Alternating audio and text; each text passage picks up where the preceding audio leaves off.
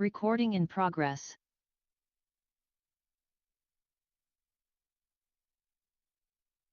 To order the regular meeting of the City of Emeryville City Council. This meeting is being conducted in person and in hybrid form. It's being conducted in person at 1333 Park Avenue, Emeryville, California. Please call roll. Councilmember Mora is absent. Councilmember Pryforce? Here. Councilmember Welch is absent. Vice Mayor Solomon? And Mayor Carr. Present. You have a quorum, Mayor. Thank you. Thank you. I call for approval of the final agenda. I invite a motion for approval of the final agenda. Is there a second? Second. Thank you. Motion made by Vice Mayor, second by Councilmember Pryforce. Councilmember Mora is absent. Councilmember Pryforce? Aye.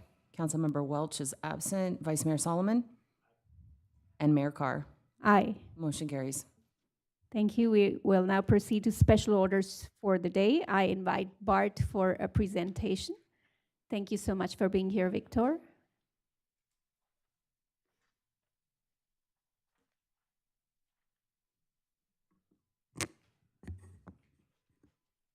Good evening. Good evening, Mayor and City Council members. My name is Victor Flores.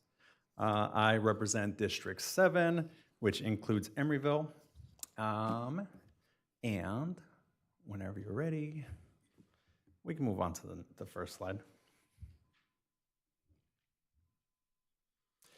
So I'll begin by stating that 2026 is going to be a defining year, not just for BART, but we believe for the entire Bay Area. And before we talk about BART's budget, which has been in the headlines, I want to tell you about what we're doing to make BART safer, cleaner, and easier to use than ever before. You may have seen the next generation fare gates have been installed in all 50 stations, and they've been an absolute game changer for BART. They've reduced fare evasion. They've also helped to deter unwanted behavior in the system. And it's also reduced the hours spent on corrective maintenance in the paid area of stations, which have significantly been reduced ever since they were installed. Overall crime rate on BART has plummeted 41% in 2025 compared to the previous year. This is the result of the hard work of BART PD to boost visible safety, presence, and also the effectiveness of the new fare gates that have helped to dramatically change the environment within the stations. And you can feel the difference because not only do we have all of those safety measures, but we're running on 100% fleet of the future trains. The legacy cars are gone, and we've also been able to double up the cleaning within the trains and the train stations. And our customers have noticed 9 out of 10 riders surveyed said that they would recommend BART to a family or friend. Next slide. We also like to say that BART is going to glow up, and we mean it both figuratively and literally. First, you can tell that we have the new LED lighting system all across, or in most of our stations, and if they don't have them now, they're slated to get them in the future. Tap and Ride has now allowed people to seamlessly tap into the system without a Clipper card, so now you can just pull out your wallet and your credit card and just hop on a train. There's no pre-registration needed, and this has become really popular with tourists, and we've seen a huge increase at our SFO and OAK stations. So now whenever you have family members, you don't have to explain how to download Clipper, how to register, how to upload money. You just tell them, pull out your wallet, pull out your card, and you're good to go. So the LED lights, I want to come back to this because it makes a huge difference, not only in making sure that people feel like it's safe outside or inside, but also making the stations much more welcoming. And we've also been hard at work to replace the oldest and most heavily used escalators within our system. We've already replaced 23 out of more than 40 escalators in our downtown stations, where most of our riders get off every day. Next slide. On top of that, we've been doing a lot of public events to encourage folks to get back to the system, to enjoy what BART has to offer, and to re-engage community and bring the community into the system. We've been celebrating BART with public events such as Sketchfest, where inside of our trains, we had one comedian per train car doing their skit while the train actually traveled around our system. We also had the Let's Glow Anime Festival at Warm Springs, which drew thousands of people who wanted to have a good time and celebrate what BART means to our communities. We're embracing forward-thinking fair products as well and coordinating to meet the real-world needs of our riders. For example, Clipper Start provides a 50% discount to enrolled riders who make less than 200% of the federal poverty line. And then Clipper Start riders are actually one of the fastest growing segments of our ridership demographic. Bay Pass is another innovative program that we're piloting, which is a regional universal transit pass. Riders who have access to Bay Pass through their employers or another institution, they actually take transit generally 35% more than the regular rider. For example, Cal students recently voted to pay a low monthly fee for unlimited travel on all Bay Area transit agencies. So the way it works is you pay for this fee, you get the Bay Pass, and you can use that for unlimited rides across all 27 transit agencies in the Bay Area. But we're also working together with other transit agencies to align our schedule changes and make wayfinding signage look similar to save riders time and make riding transit across the Bay much more easier. Twice a year, agencies get together to change schedules so that riders can transfer seamlessly from BART to bus or any other transit system. Next slide. And here's where we get into some of the challenges that we have. The Bay Area still trails behind major cities in return to office rates. Remote work has changed how Bay Area residents live, work, and travel. While total ridership is down, we are serving the same amount of people as a percentage versus while they're just, the reality is 75% of our riders have come back, point blank. We looked at the Clipper data and we see that they've returned, but instead of riding 5 days a week, they're actually riding 1, 2, maybe 3 times a week. And that has significantly impacted our operating revenue. Before COVID, BART actually relied on fares for about 71% of our operating revenue. That was more than almost any other transit agency in the country. With fares and passengers ridership down, this translates to about $300 to $400 million per year in lost revenue. Right now, fares only cover about 32% of our operating costs. So BART faces over $370 million shortfall beginning in fiscal year 2027. We need to continue to grow our ridership and control costs, but the reality is that's not enough. BART needs a new funding model that is similar to how transit is supported everywhere else. Next slide. So as we seek new funding, BART is focused on running efficient service. We aren't sitting around waiting to be saved. We've been putting in the work to make sure that we can go to voters and customers and show that we are doing what it takes to be good public stewards of the fiscal stewards of the public dollar. BART has one of the lowest operating costs per passenger miles when you compare us to peer transit agencies. BART operating costs are actually growing below inflation. It's one of the slowest rates of those peer agencies. And the problem with fixed rail is that our operating costs are just so fixed that you can only cut so much of service and get savings in return before they start to impact revenue from ridership.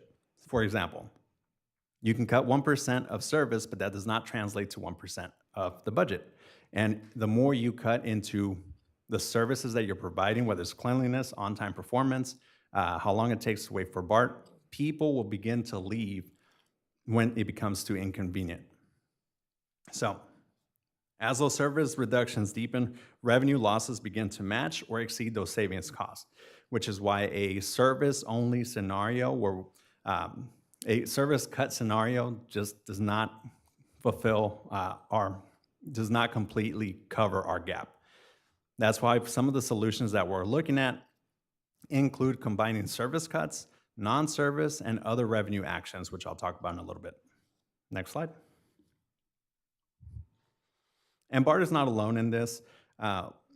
Lawmakers in Sacramento have realized this. Other transit agencies face similar challenges.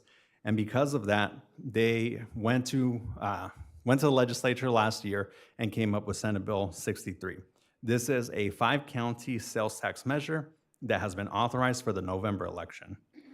If approved, it would only provide about $310 million in operating funds for BART annually. This is not enough for our projected deficit. This means that BART is going to have to come back regardless and make some steep cuts. The other thing about this is that the funding measure isn't just about BART. This is also funding other transit agencies like Caltrain, SF Muni, and AC Transit. And even with the sales tax passing, we would still have an operating deficit in fiscal year 27, which is why the state governor actually signed a transit loan fund a couple months, or about 2 months ago at this point. This loan primarily serves as a cash flow fix for the scenario in which the measure passes. If it does pass, we'll use the loan to help fund the service and cover that deficit while the sales tax funding becomes available to us. Now, if the funding measure doesn't pass, on the other hand, we won't be able to use the loan because we won't be able to pay it back. Next slide.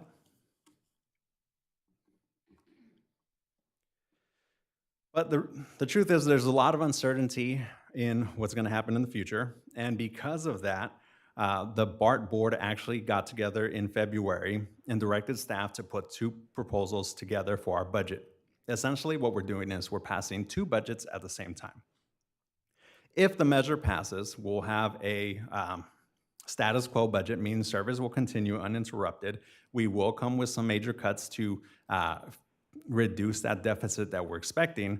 But if the measure doesn't pass, that's when we'll kick in our alternative service plan. So if the alternative service plan goes into effect, we will look at severe service reductions to help get us to what we hope is a budget, a sustainable budget that goes from red into the black. And the reality is that ridership has been increasing steadily year over year and month over month. Just looking at February of 2026, we ended up 8.2% above budget. And compared to last year, we're at 12.6% above budget. So it's been great. It's been improving our operating funds, but the reality is that even when you look at ridership, you need about a 5% increase translates to about 13 million a year. So the reality is you need to either double up the ridership overnight or increase, I like to say you either need to increase the population overnight. And that's just, those 2 things are just not gonna happen. So moving forward, BART is planning for 2 potential scenarios, a future where the revenue passes and we can continue to work to change our revenue model and become sustainable over the long term. And the second, where we have to reduce our service and pray and hope that we can get to a sustainable position. Next slide. So this budget work needs to happen before July of this year to produce a balanced fiscal year 27 budget under both scenarios. So we're undergoing that work right now. This is an unprecedented financial planning scenario. I don't know how many other places go around approving 2 separate budgets, but that's kind of the unique situation that we're in right now. If we have to go to the alternative service plan, part of the outline includes service cuts, so going from 5 lines to 3, layoffs starting with about 800. And I'm gonna be honest, I didn't run for the BART board to vote to potentially cut service. That's not what I'd like to see, but that is a position that we're in, and having a fiduciary responsibility to make sure that we can set up BART to be sustainable over the long term means that we have to look at some very challenging scenarios. So while this plan includes a combination of cuts, each one of them is going to be needed if we get to that point. Because rail has that high fixed cost, like I mentioned earlier, cutting a certain percentage of service, we are estimating there's a limit to that. Once we get past that limit, we'll actually see more riders leave than would actually keep dollars in the system. Next budget. So now we get to talk about the challenges and some of the with the alternative service plan. So if we have to go, if the measure doesn't pass and we have to go to the alternative service plan, in January of 2027, we're going to start with a 63% reduction in service. So you can see on this map, this would mean 9 p.m. closure, going from the 5 to 3 lines, going from 20 minutes across anywhere on any line to 30-minute frequencies. Would also include 30% increase in fares and parking fees. When you look at Saturday, we're actually looking at Saturday starting from 6 to 8 a.m., all across the week, 9 p.m. closures.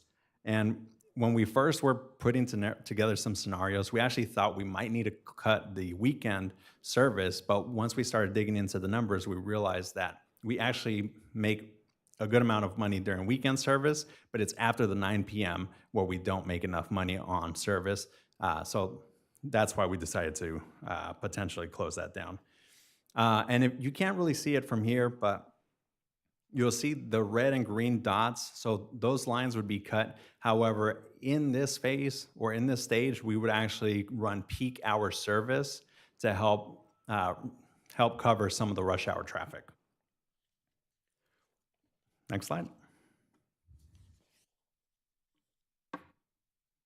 So once those January cuts take effect, we will closely monitor the impacts to ridership to see if revenue maintains, goes up, goes down, and we'll also monitor the performance of the district overall to see if we can safely and legally implement further cuts. If we realize for fiscal year 28 that those cuts were not sufficient enough, at that point we would actually look at making further cuts to service. And you can see on the slide that it would go from 63% service to 70% service. This is the stage where we would have to explore cutting up to 15 stations and close portions of the segment up to about 25% of the system track miles. So you probably all saw a lot of news headlines about stations being closed. At this point, there are no stations being named for closure. The BART board did decide to maintain its authority and to engage in a community process to make sure that if we come to that point, we will have all of the information and engagement that we need to make those decisions. Next slide. Now, there's no guarantee in any of this that these cuts will get us to a financially sustainable position. So if we get to the station closures, the 70% reduction, and that does not balance our budget, at that point, the BART board would initiate conversations to determine if it is legally possible to continue operating BART service. If we find that it is not legal or safe to operate train service, we would consider stopping all service and use the remaining revenue that we have to secure the assets for the BART district.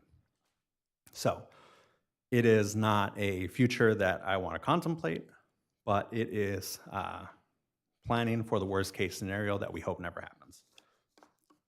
Next slide. At this point, I'm happy to take questions, feedback, comments. And if you have anything beyond today's meeting, that's my contact information and Henry from our Government and Community Relations team as well.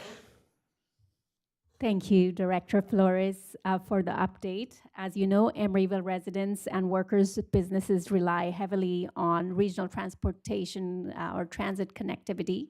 So while we do not have a BART station within our city limits, service reductions and fare increases would directly affect our community, particularly seniors, essential workers, small businesses, and those who depend on that transit connection.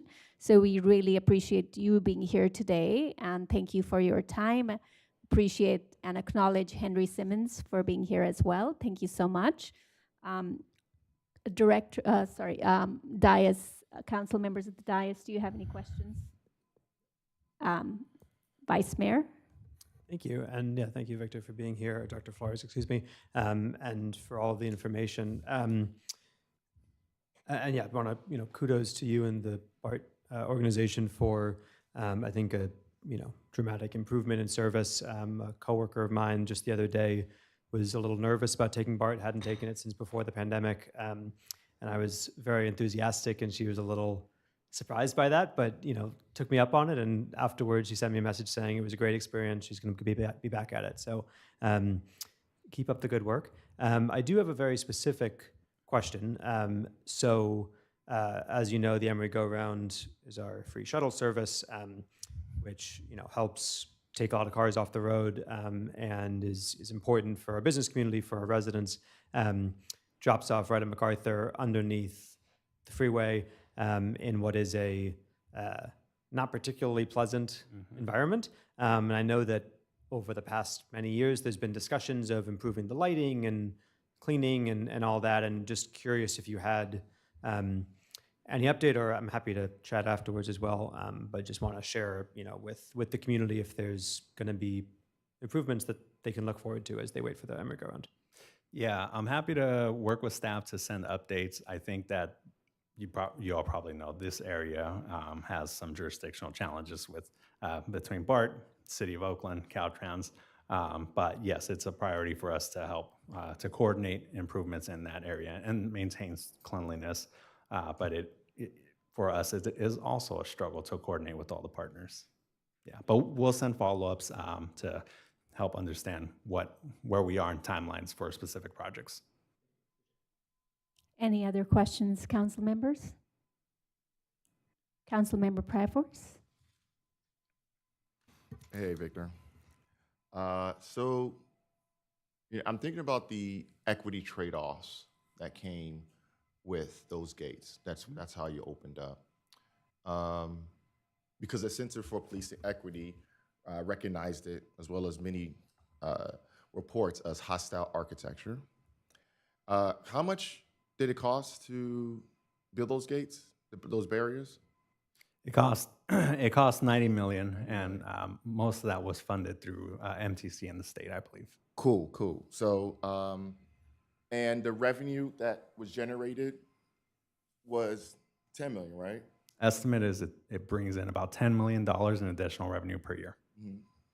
So about 9 years, 8-9 years-ish, that's when you can say, okay, yeah, this was worth it.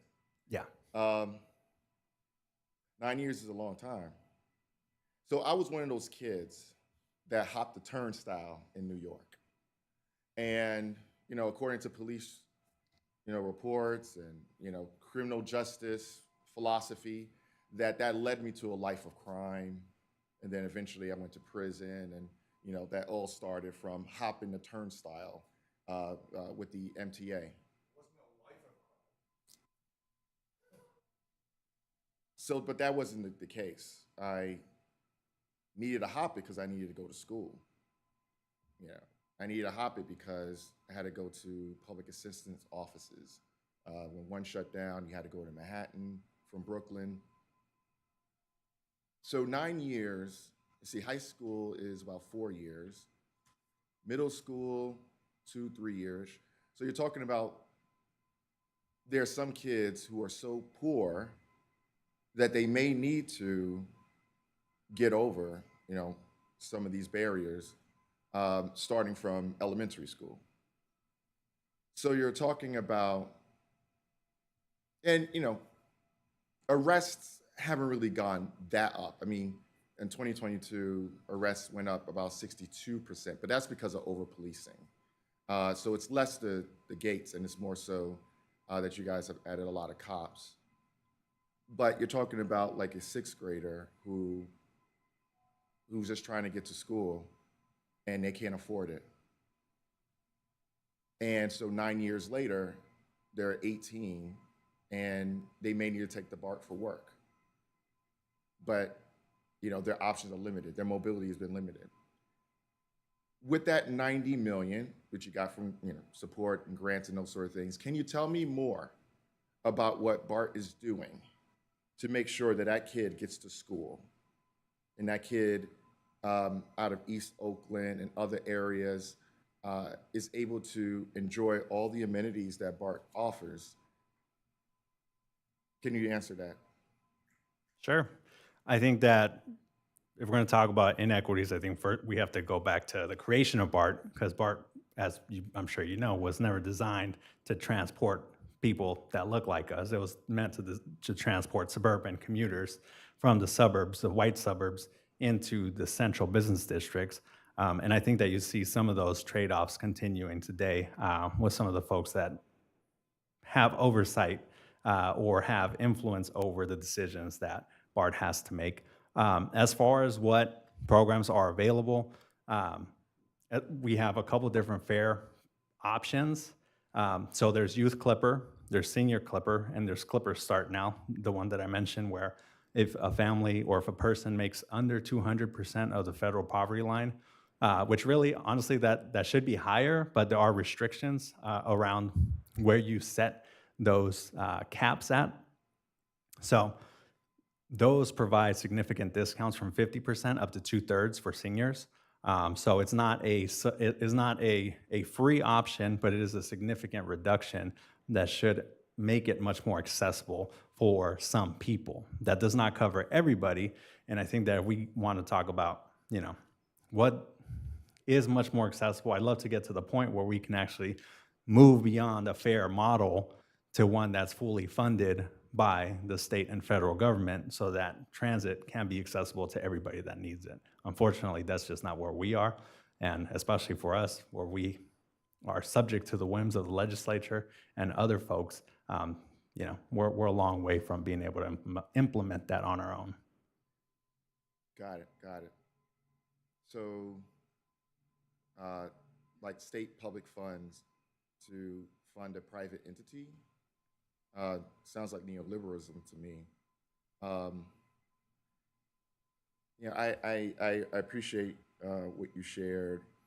I do have concerns around access because the thing about being poor is that you're creative as hell. And so what's been happening, and a lot of writers have made complaints about it, is that that fare gate, that you've got kids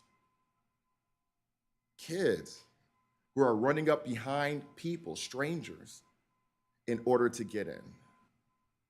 And so fare evasion is still happening. But, God bless those kids for being creative. So that was my question. Thanks. Any other questions from the dais or remotely? Maybe we can take this opportunity to ask the questions of Councilmember Welch. Yes, thank you, Mayor. Councilmember Welch is participating remotely under the Just Cause provisions in Government Code 54953.8.3. Councilmember Welch, can you hear and see the proceedings clearly? Yes, I can. And are there any individuals over the age of 18 with you in the room? No, there is not. Okay, thank you so much. The provisions under the Just Cause exception are met, and Councilmember Welch can participate remotely. Thank you, Mayor. Thank you. Any other questions from the dais on this item? I don't see any, but Director Flores? Courtney? I'm sorry, she has a hand up, you said? Oh, Yes. I see. Thank you. Councilmember Welch? I'm sorry, I Thank didn't you, see the Madam hand Mayor. up, but you're recognized for any further questions of Director Flores. Yes, thank you, Madam Mayor. Good evening, Director Flores. Thank you for that presentation. My apologies if you may have covered this earlier in the presentation before I was able to get on. With the loan from the governor and also potentially with the regional transit bond, how much from both of those pockets of funding would go to BART directly? Because I know it's supposed to cover regionally different transit agencies, and it might just be, as far as with the regional bond, it might just be speculation at this time. But how much from the governor's loan went to BART directly, and then how much would come from the regional bond? So for the regional bond, we're expected to get about 310 million per year from the sales tax. I believe it's about $1 billion in sales tax revenue. So 310 for BART, and then the other 690 would be split up among the different operators that are included in the bill and also the transit authorities for those 5 counties. And then as far as the state loan, we haven't drawn that down yet. There's some terms that are still being worked out with the state, but I believe, I'll have to double check, but I believe we would draw down about 97 million, 100 million for the first year, if necessary. That was my only question. Thank you, Director Flores. Thank you, Councilmember Welch. Any other questions from the council members? All right, I have a few questions, Director Flores. On slide 10, you had mentioned some service cuts. Maybe we can go back to that slide.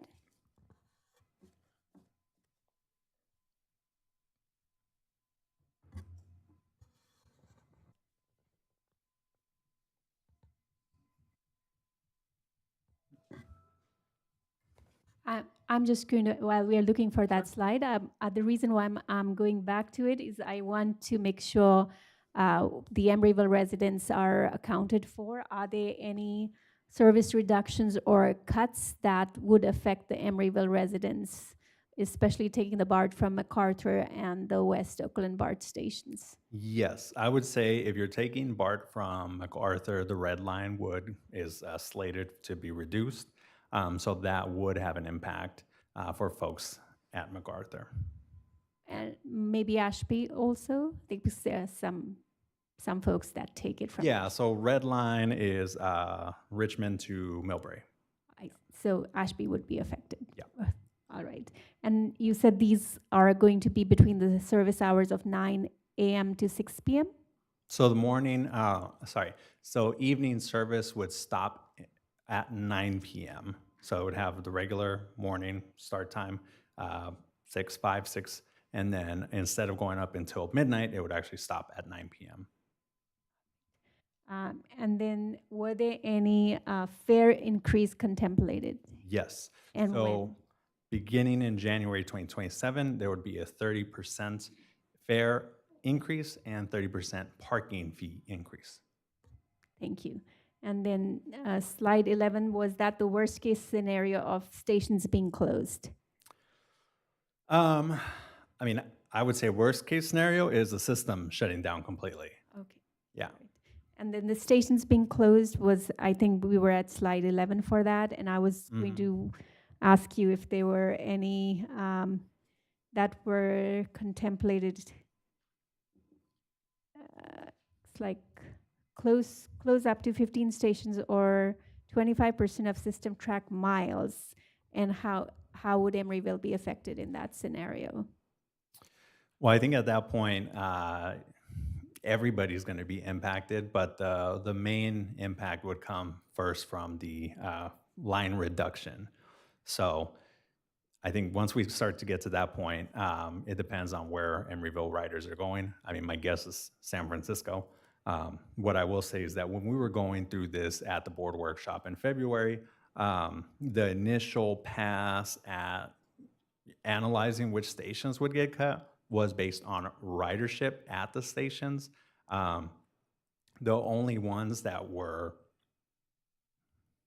highlighted for that were, well, not the only ones, but most of them were in the outer fringes of the suburbs where ridership is not as high in places like San Francisco or even in Oakland and Berkeley. So if that is still a heavily weighed factor, I think that you can see that potentially, and I'm just speaking for myself here, if that is a factor, I think that Emeryville residents may not be as impacted as people in the suburbs. Thank you. And then slide 12, that is the worst case scenario. You said stop all services. That would be only if BART can safely or legally operate within available resources. Yes. And that would be if slide 11, propositions contained there won't work, correct? If they don't work, if we continue to see ridership not stabilize, not increase, but actually leave the system because now it's become too inconvenient, and it doesn't, and we don't generate enough revenue to cover our expenses, then we would proceed with this scenario. Right. I appreciate the presentation and appreciate you and Henry being here. Thank you so much for Of your course. time. Thank you all so much for taking the time to hear us out and for your partnership. Thank you.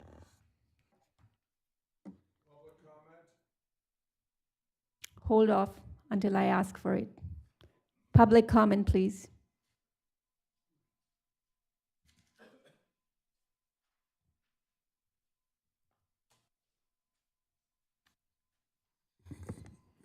Okay, first of all, I wanted to say shame on whomever needs the shame for placing so many special orders of the day before Section 8, public comments for consent agenda items and items not on the agenda. So you're making, I'm assuming it's the mayor that did this. So you're making us, the public, wait for some long amount of time, unknown amount of time, to be able to come to our hall of government and make public comments because you put Section 4, 4.1, all the way through 4.6, and we just saw 4.1 just took up more than half an hour. So those of us that want to care for our children, plan for the, have plans for the evening, what have you, have lives, want to be able to come and make comments, but I'm just going to say the mayor is not fond of that, and so she puts special orders of the day, 4.1 through 4.6 before the public comments for items not on the agenda, and so shame on you. That's a taking away of our agency, a taking away of our connection to our government. You shouldn't be doing that to Mayor's car. You should not be doing that. Now to the BART director. He just said it. I used to live in New York, similar to Councilmember Pryforth. I lived in New York in the 70s. So that's a real transit agency, a real subway system. You don't have to walk any more than 5 blocks anywhere in New York. That's how that subway system is designed. The director of BART said it here tonight. It's a suburban system. It's a suburban model. It's not urban. And so I've noticed, he's calling it a suburban model when it suits his narrative, and when it doesn't, he's calling Thank you, it sir, urban. for your comment. Any discussion on item 4.1, which is the BART presentation? Council members? All right, seeing and hearing none, I will move on to item 4.2, which is the annual report on Bicycle Pedestrian Advisory Committee, BPAC, goals, principles, and accomplishments for calendar year 2025 and proposed committee priorities for calendar year 2026. Welcome. Thank you. Is the presentation coming up? Great, thanks. Thank you for having me here today. My name is Jesse Olson. I'm the chair of the Bicycle and Pedestrian Advisory Committee, and I'm here today to talk about the accomplishments from our committee from 2025, as well as the goals for 2026.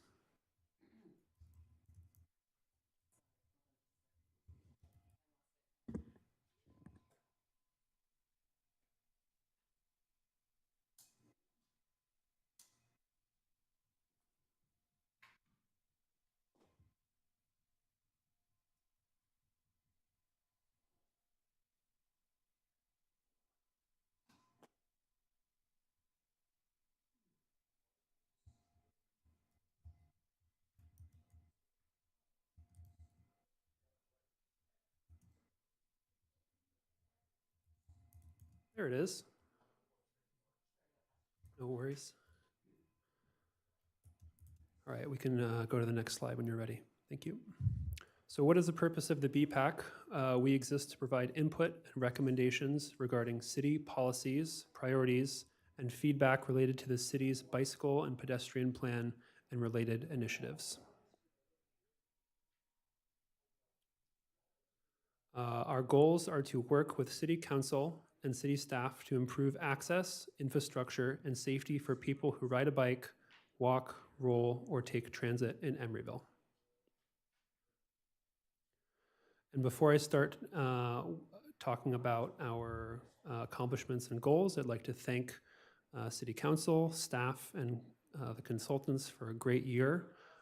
We had some very successful events and projects that I'll talk about very shortly. So starting off with our accomplishments for 2025, we have a couple groups.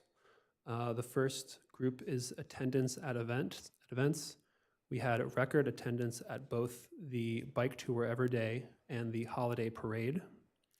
In terms of our major infrastructure projects, we provided extensive feedback on the upcoming ACTC San Pablo Ave Corridor Project, the 40th Street Multimodal Project, the Powell Street redesign, and the Adeline Link.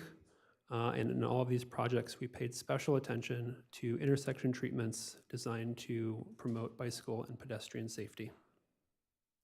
In addition, we also provided feedback on access to the Emeryville Marina and thought a lot about how we could increase routing, especially going east to west. In terms of policy, we advocated for policy changes regarding the bike parking requirements in new developments, as well as the implementation of AB 413, which is the daylighting around intersections and curb painting. And finally, we hosted a public open house for some art ideas for the 40th Street project, as well as wayfinding projects. And we also provided some feedback on the passive pedestrian detection marking program. So now looking forward to 2026, what are our priorities?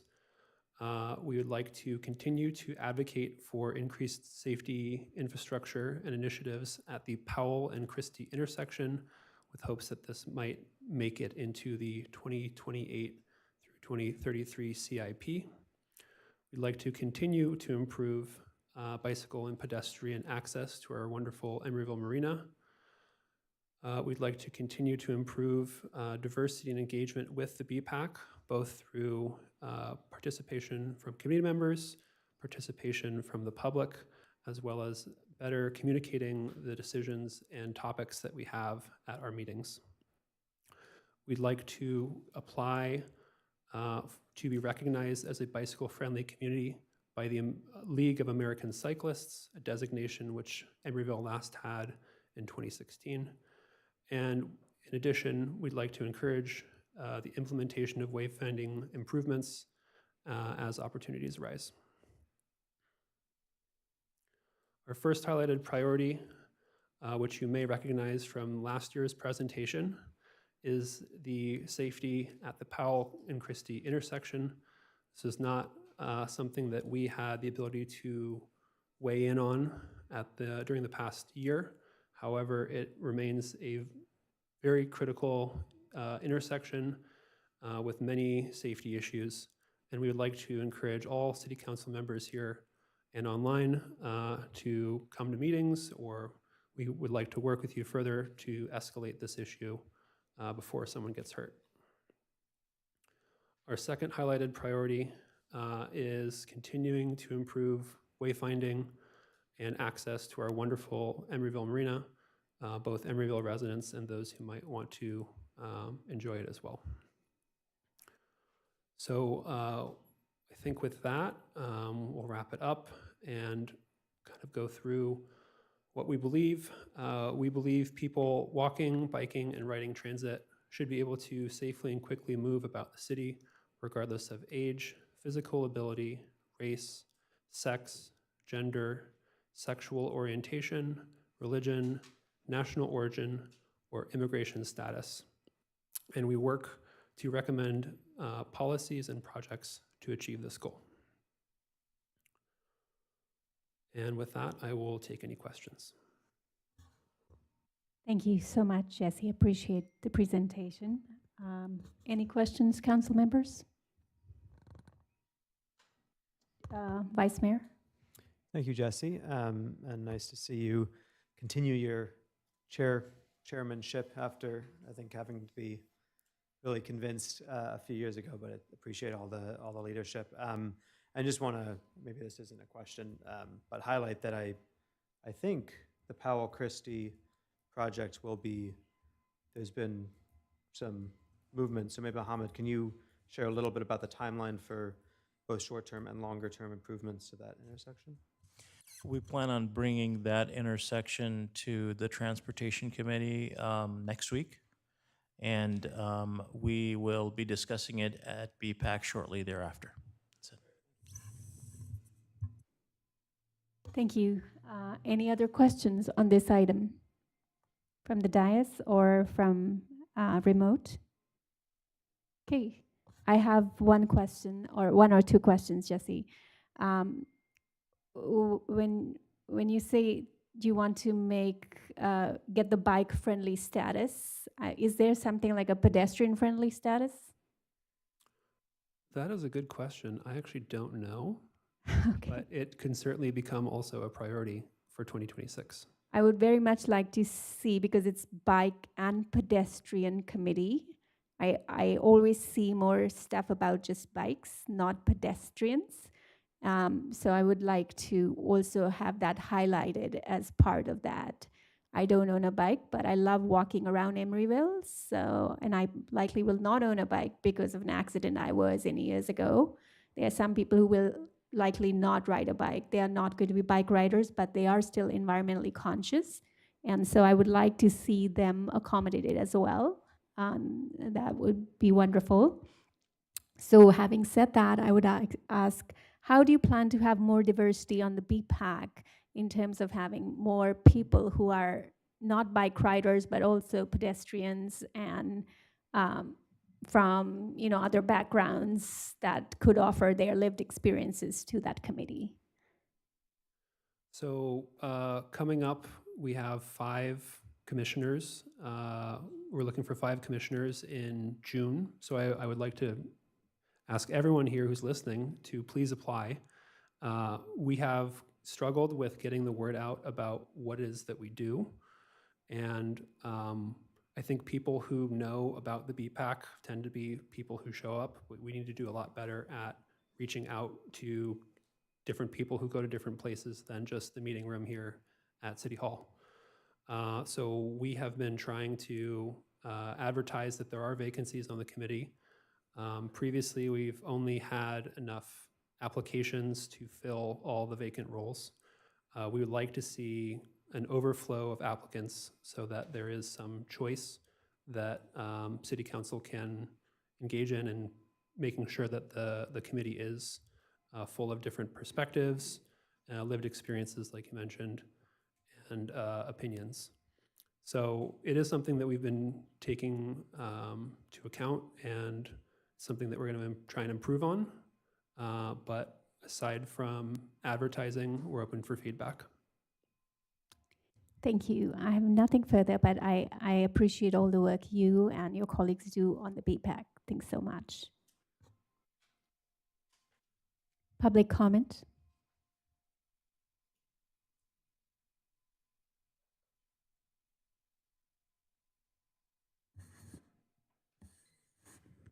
Yeah, I was on the first BPAC, the very first iteration many years ago, and we designed the Emeryville's bike boulevard network. It's been expanded since then, but that was one of our big things that we did, the very first BPAC.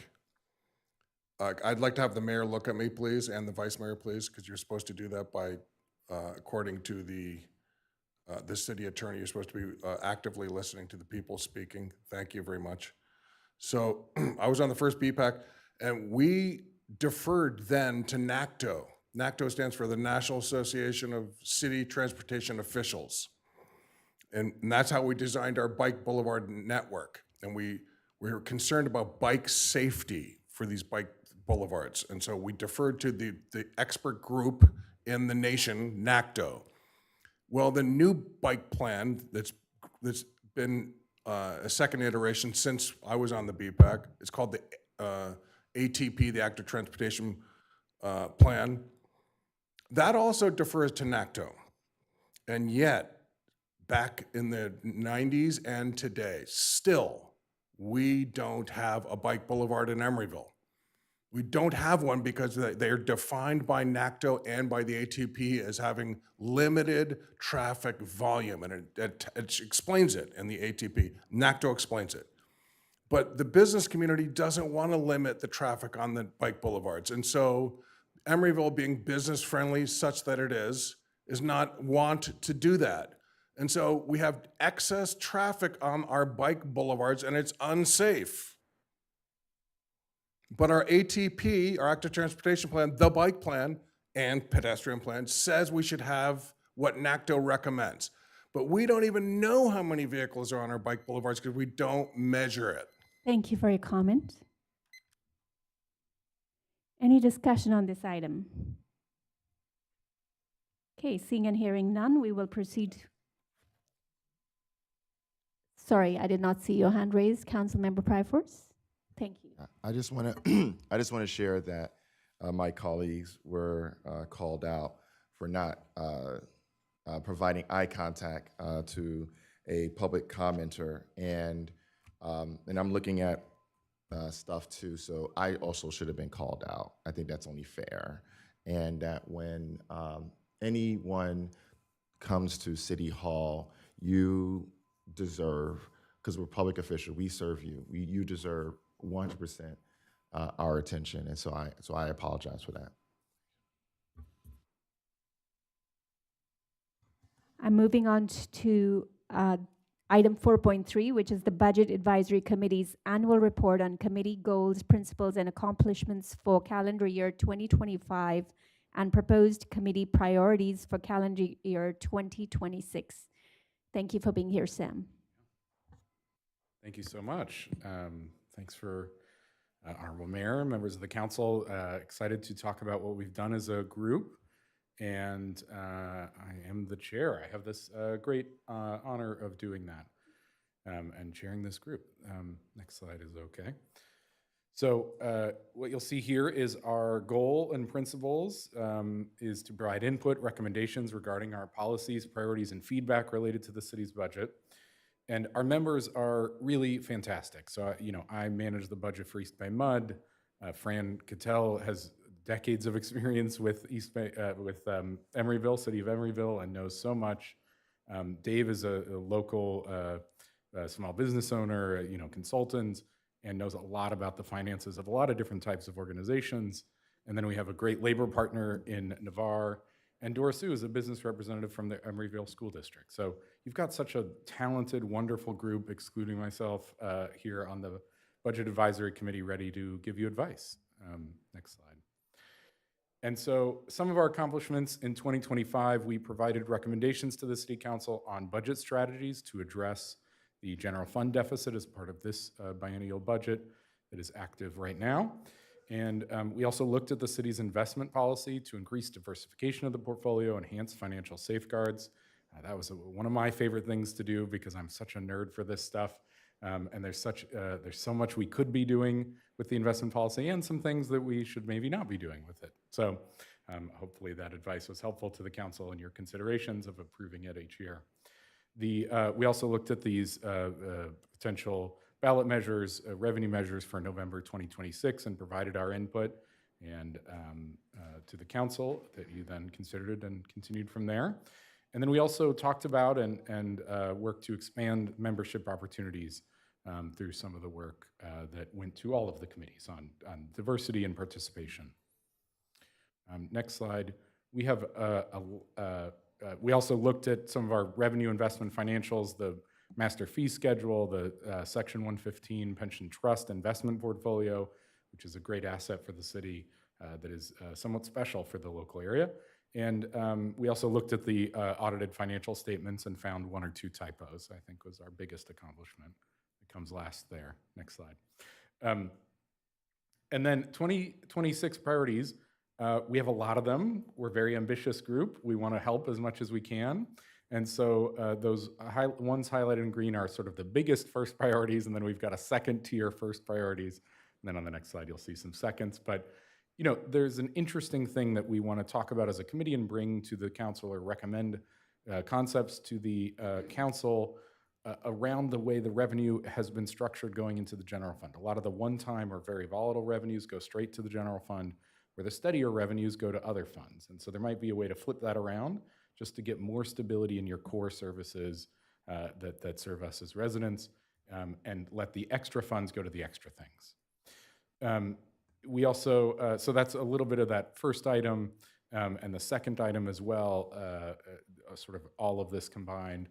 And then we wanted to continue to do an annual review to maximize the return on investment, ROI, while still ensuring strong financial safeguards. So I think that's about our investment policy, you know, making sure both the general fund or the cash-like investments are in safe and yet well-earning investments, and at the same time that we recommend and allow for slightly riskier investments in that Pension 115 trust policy and use, which is lower there. And the general fund investment policy, I think I personally would love to tinker with that and make more recommendations to you as a council.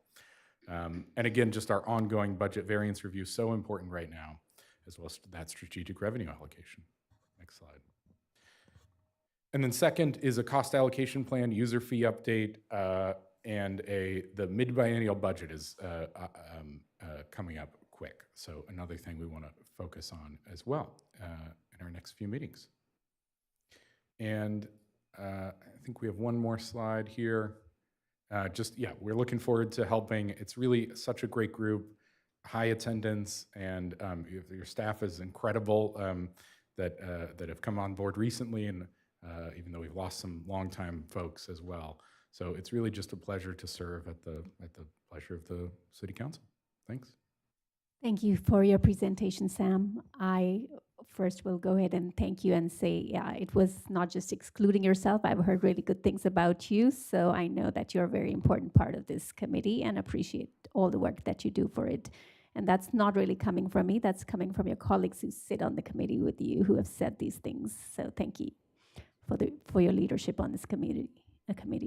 Any questions, council members? There are no questions. Remote? There are no questions. Thank you so much. So thank you so much. Any public comment?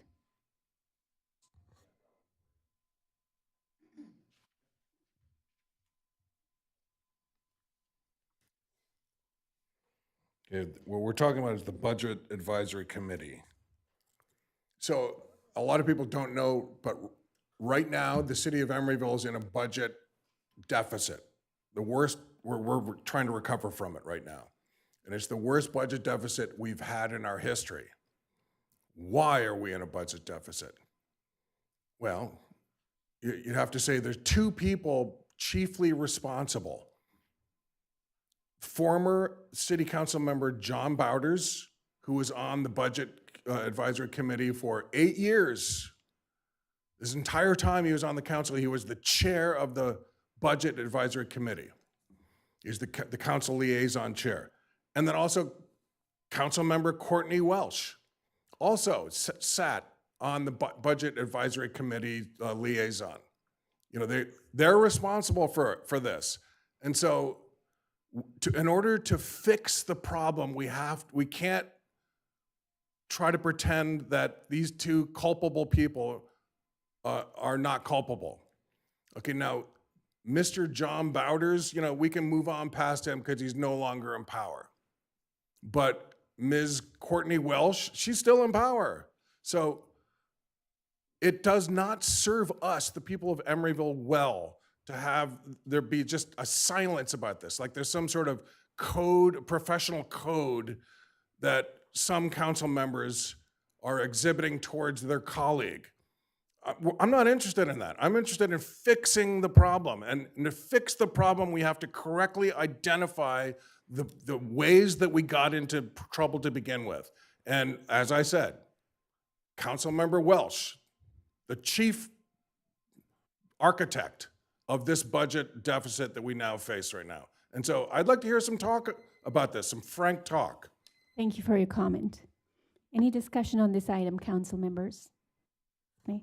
Seeing and hearing none, I will move on to the next item, which is the annual report on Commission on Aging's goals, principles, and accomplishments for calendar year 2025 and proposed committee priorities for calendar year 2026.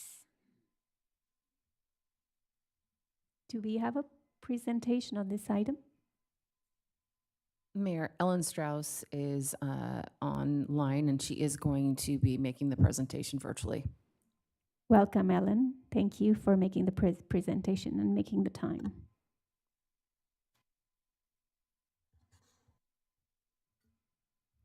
Ellen, can you hear us?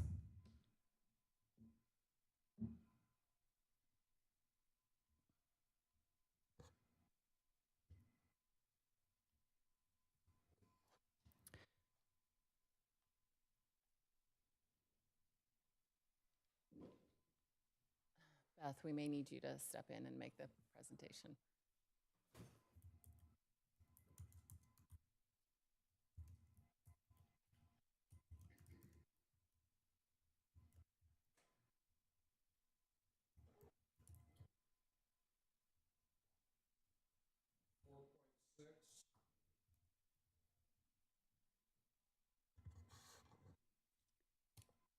Is Ellen not available? We tested her connection earlier, Mayor, but it seems that she switched. She was on a cell phone and now she switched, so I'm not sure. Hazelberry's calling her at the moment. Okay, well, let's give her a few minutes. Okay, thank you.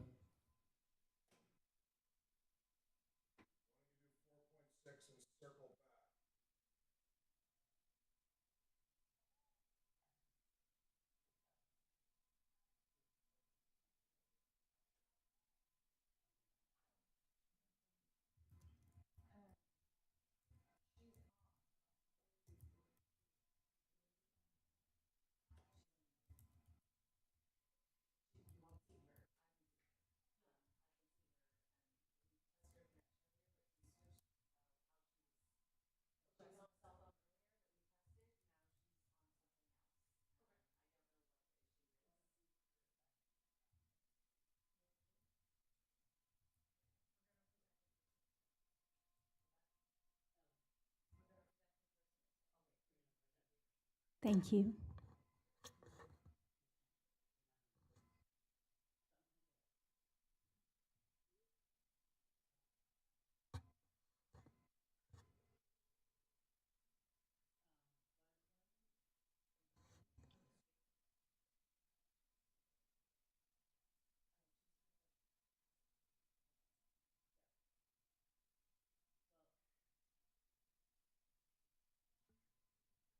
Ellen, unmute yourself.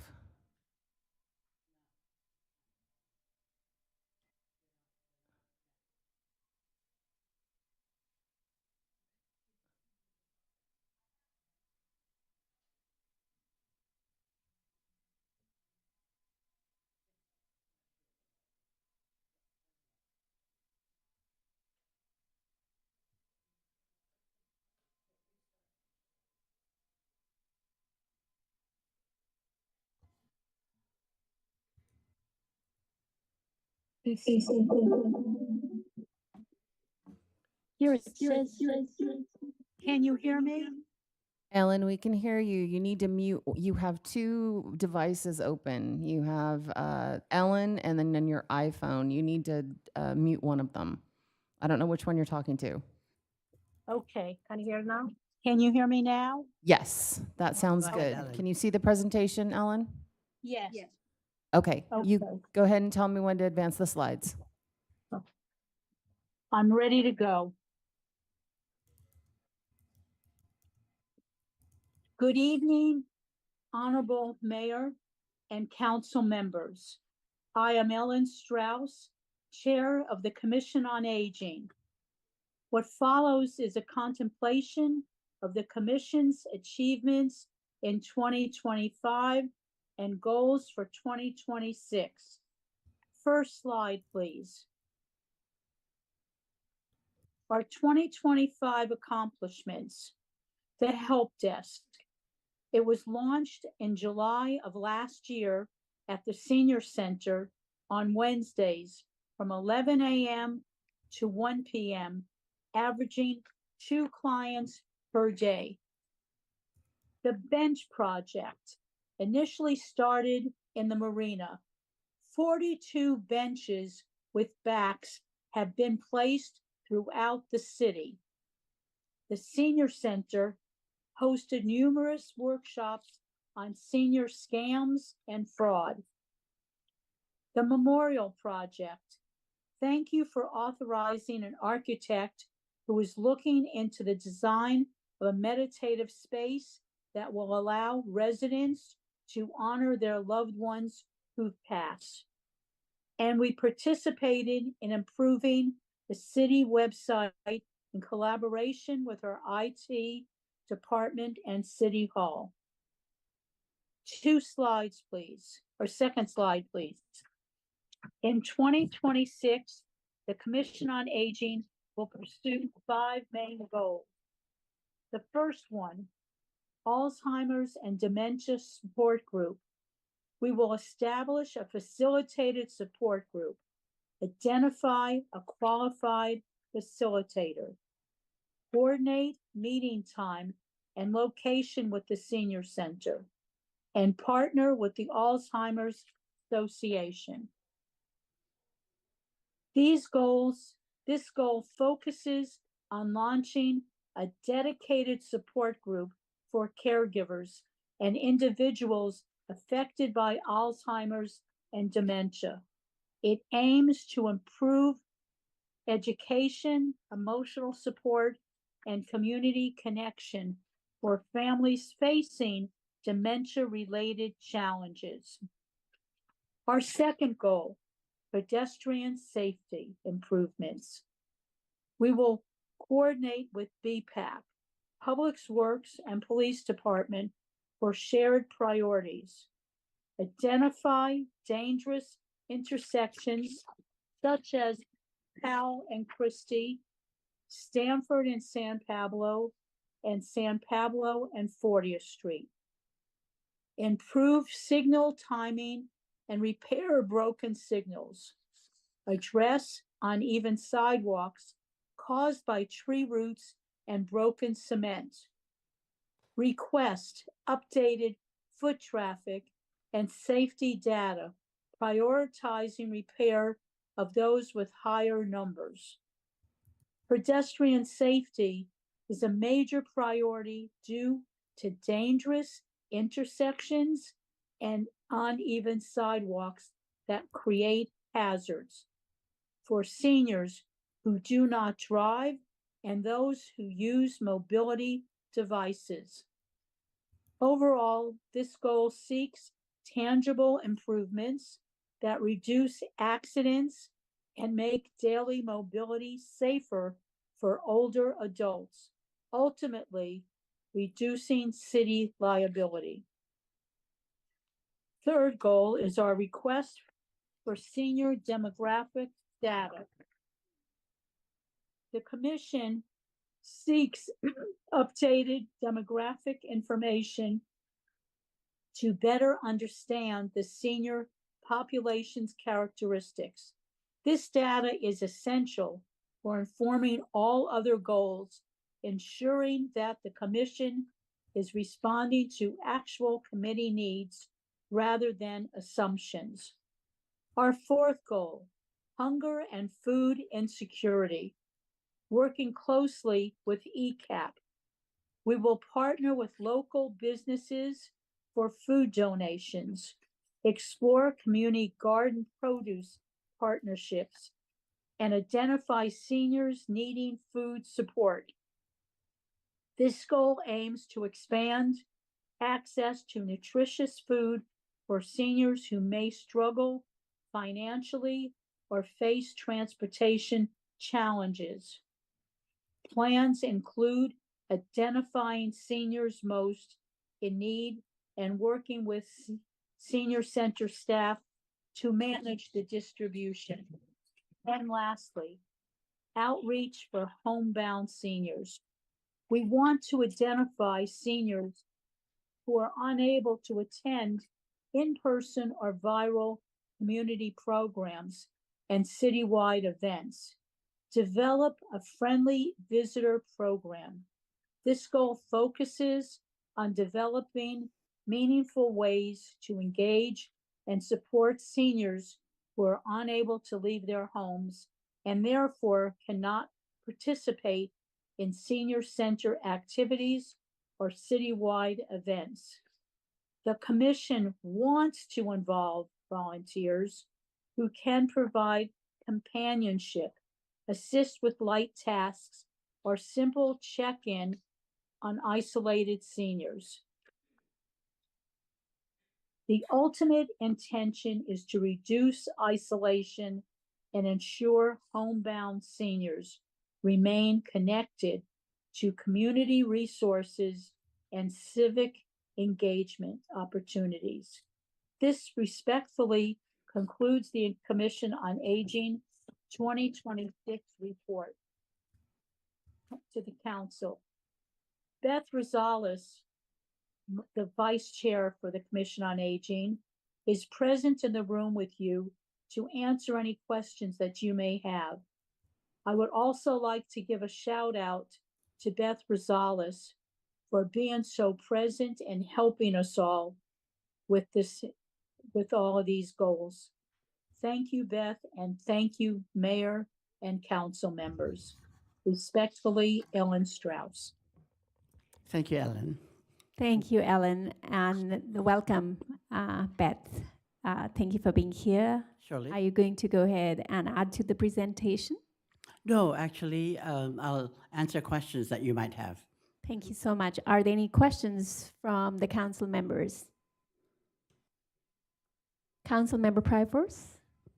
As we've been seeing an economy increasingly destabilized, and some of the senior communities may also be thinking about how ICE enforcement may affect them. Have there been any new challenges that have popped up since last year? Not that I know of in the senior at the senior center, but we actually are involved with the faith communities in terms of the work on ICE and immigration raids. So there is that awareness. Thank you. Any further questions? There are no questions. Appreciate your being here. Thank you so much. Thank you, Ellen, for the presentation. Are there any public comments? Don't you dare get up there, you guys.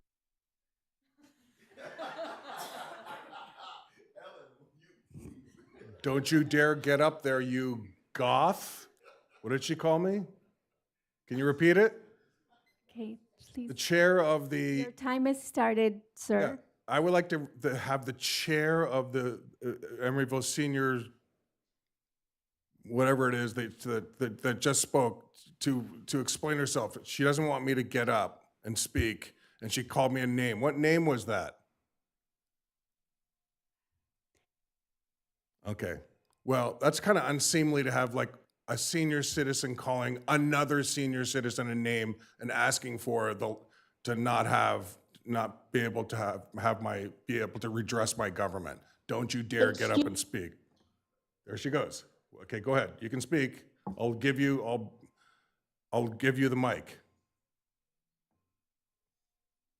Okay, now she doesn't want to speak. Okay, I'm a senior citizen, and I'm daring to speak, and I'm daring to redress the government. And what I would like to say, in addition to what I just said, which is, pretty outrageous that, I'm being shamed into not speaking. But I would like to say, I ride my bike in Emeryville a lot. I have my knee is bad, so I have to have an electric bike. But I ride my bike, and it's really dangerous for senior citizens to ride bikes in Emeryville because there's so many vehicles blocking the bike lane. And our police department refuses to take it seriously. They don't write tickets to people blocking bike lanes. And so when you have a law enforcement agency that doesn't have a punitive aspect to a law, it's crime and punishment. When you don't have a punishment, the crime just keeps happening. And so several times I've almost hit parked vehicles because I didn't react in time, because, I'm a senior citizen. And so I think it kind of behooves the city of Emeryville and its police department to make bicycling for seniors. Thank you, sir, for your comment. Any discussion on this item? Seeing and hearing no discussion, we will move on to the next item, which is the annual report on Housing Committee's goals, principles, and accomplishments for calendar year 2025 and proposed committee priorities for calendar year 2026. Welcome, Valerie. Good evening. So my name is Valerie Bernardo. I'm the secretary of the Housing Committee, and I'm going to do the presentation this evening because the chair and vice chair was unable to make it. So just a reminder, the objective of the Housing Committee is to provide input and recommendations regarding city policies, priorities, and feedback related to the city's housing policies and programs. Next slide. So in 2025, we did accomplish quite a bit. Our housing element annual report had been reviewed by the Housing Committee, which was then approved and adopted by the City Council in March of 2025. We also approved the Housing Successor Agency annual report that was approved also by the City Council on March of 2018. Next slide. The Affordable Housing Annual Report was also reviewed by the committee. That also went to the City Council in January of 2025. And then we also did a review of our analysis of impediments to fair housing. That's an annual report that goes to Alameda County and is then submitted to HUD as an entitlement jurisdiction and talks about all the jurisdictions in the county. But we submitted our portion on the things that we've been doing to address fair housing here in Emeryville. Next slide. And then lastly, we also started our discussions related to our tenant protection updates. We looked at a variety of topics that were of importance not only to the City Council because they were recommended, but also to the committee members on the committee. We looked at the proposed policy on tenants' rights to organize. We did a lot of research and presented findings on rental junk fees. We looked at 3-day notice trends in Emeryville. We did an overview of the Bay Area eviction study. And then we also looked at our current tenant protection policy work that we're doing. We've done a variety of surveys with landlords, with tenants, and we looked at those survey results as well. Next slide. In 2026, we've identified as our #1 priority continuing our tenant protection update work. Staff had received a grant, or the city actually received a grant last year from the Transit-Oriented Communities from MTC related to updating our landlord and tenant protection ordinance. And so that work is underway by our consultant and will continue in 2026. The committee is going to continue to look at expanding our just cause eviction protections for our BMR tenants, developing our tenants' right to organize policy, modifying the just cause and no fault eviction restrictions, modifying the relocation assistance and right to return policy, modifying the anti-harassment restrictions. And lastly, we also will be looking at developing a temporary relocation assistance policy. As I mentioned, some of this work already started in 2025, but we're hoping that we can bring it to a close in 2026. And all of this will be policies that will fit under the existing landlord and tenant relations ordinance. Next slide. Our second top priority for 2026 is the various updates we want to make to our below market rate affordable housing programs. The affordable housing program is established in the planning regulations, and it's the requirements related to the creation of our below market rate or BMR units. So we've also started some of this work in 2024 and 25, and we're going to continue it. The Housing Committee during 2026 wants to continue to look at the amendments to the Affordable Housing Program regulations. That's actually in the housing element. We have a consultant currently working on that. So those updates will come back to the committee some point late 26, might be early 27. Changes to the BMR homeowner resale process, also an objective in our housing element. Updating the city's live, work, school preference policy for our BMR units, also in the housing element. And then lastly, updating the BMR tenant recertification guidelines, which is currently in process. So we will continue all of this work, and we lumped all of this together as updates to regulations impacting our below market rate units. Next slide. Outside of those two top priorities and those topics, there were some other additional priorities that the committee was very interested in.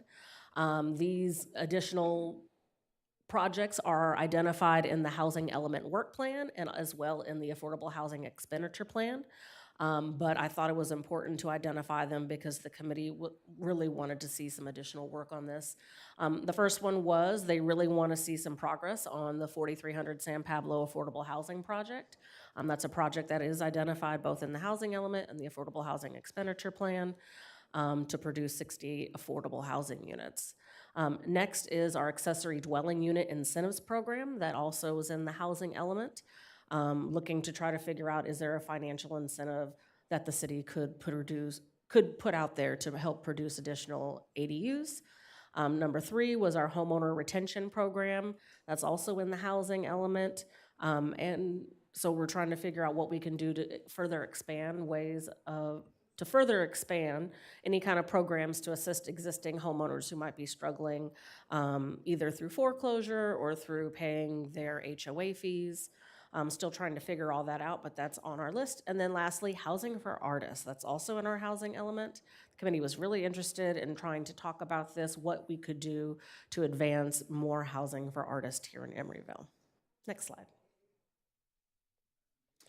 Also just wanted to quickly point out that a lot of the work that we're looking at is connected back to the City Council strategic plan. Within the strategic plan, the livable, safe, and vibrant community goal does include several of these items within as additional activities that we are working on. So we wanted to make sure we pointed out that connection. So housing element implementation is identified in the strategic plan, the Measure C bond program, tenant protection updates, and 4300 San Pablo. So the committee is also looking at things that the council has identified as priorities. Next slide. Lastly, just wanted to, of course, do a shout out to everybody who's contributed to the Housing Committee, either through the first half of 2025 or the latter half. We have a really good committee, great conversations. I'm extremely proud of all the work that they put in, the conversations that we have, their thoughtfulness. So I appreciate being able to work with these residents. And I'm available if there's any questions. Thank you so much, Valerie. Any questions, council members? I don't see any questions, but I have some questions on the slide that has the additional 2026 priorities. Sure. And if we can't bring it up, if we can't bring up the slide, the question is regarding the housing for artists. Mm-hmm. And I know that we have a nice artist co-op that has had some maintenance problems earlier this year, or just a few council meetings ago, we had a consent item for a grant. And is that something that can be considered an additional 2026 priority, or can be added to the housing for artists as part of that priority? I think we could add it to that.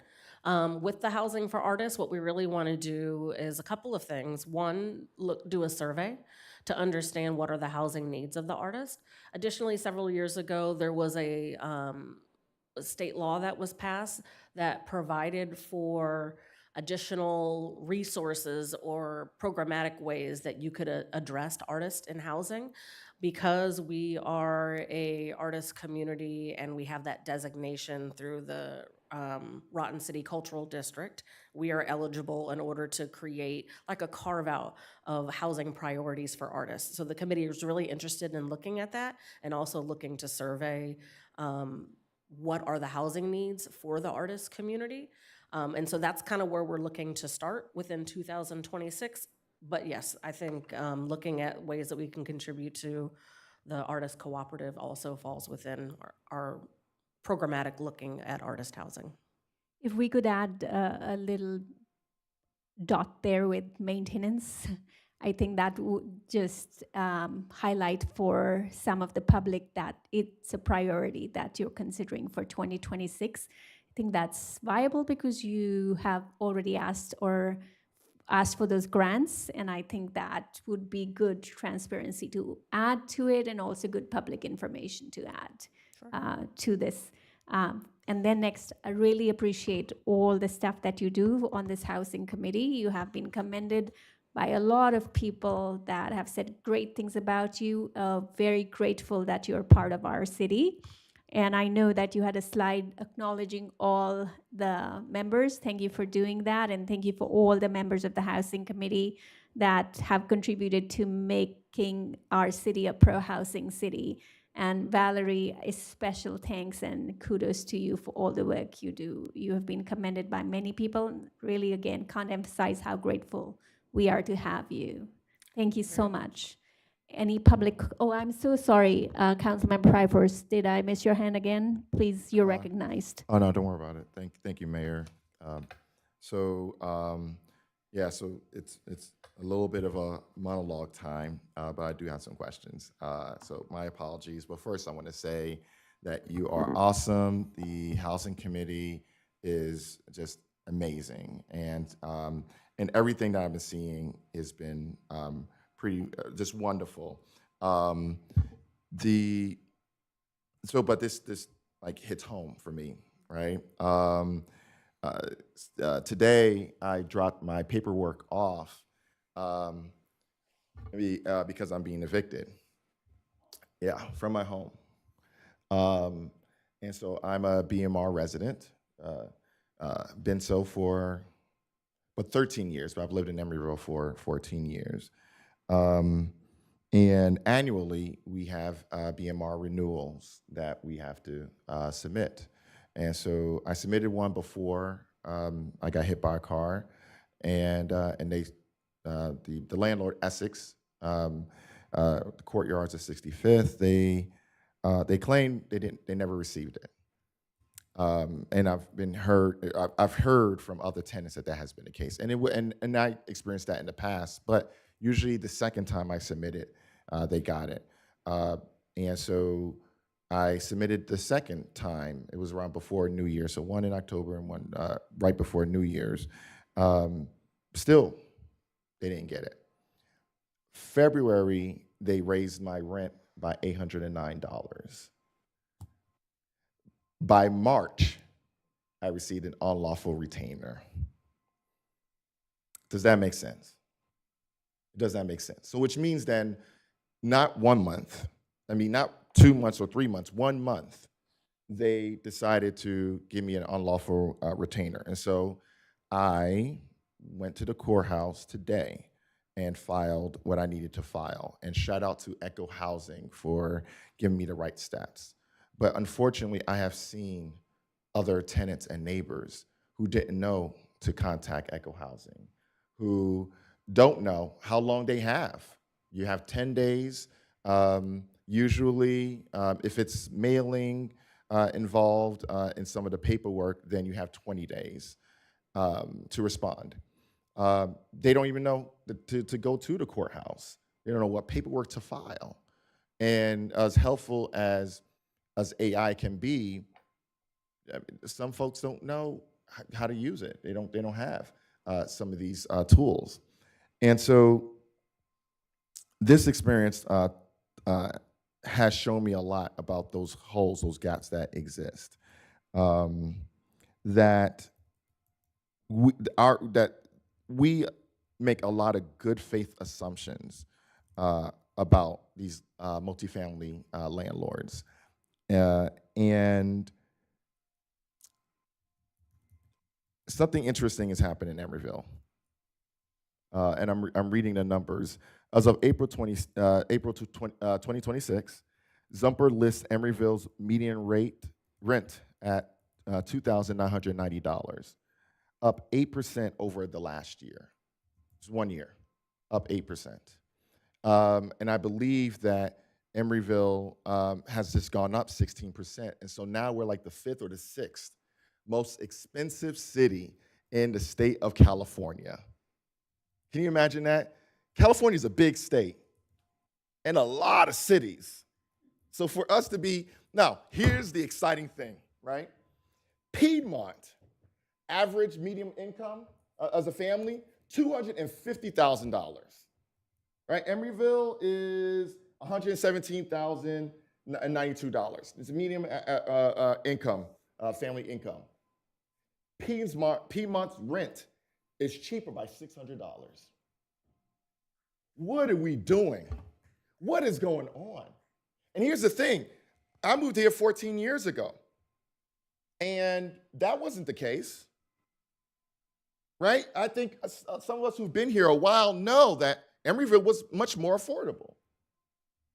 So what happened in the last 8 or 10 so years? You know, I want to specifically address some of these loopholes that are happening. So of course, there's denying of paperwork. And then came one of my favorite parts is, so they'll say, okay, well, we'll get us the $809. So you're like, okay, well, you log in just to see like what's going on. Where does the $809 come from? You're locked out of the portal. So they shut down the electronic portal. 1 month, the electronic portal is down. And so you have to then, as someone who is working, because most of the BMR residents are working. I mean, BMR is not exactly, I mean, we have low, and then we have low, and you know, median income and that sort of thing. So, but usually, typically, they're working. And so they have to go to the courthouse during working hours, and they have to, and they need to pay, right? And they can't do that. And so then you have to drop off your payment to them, because there's a risk if you mail the payment, they'll just deny it.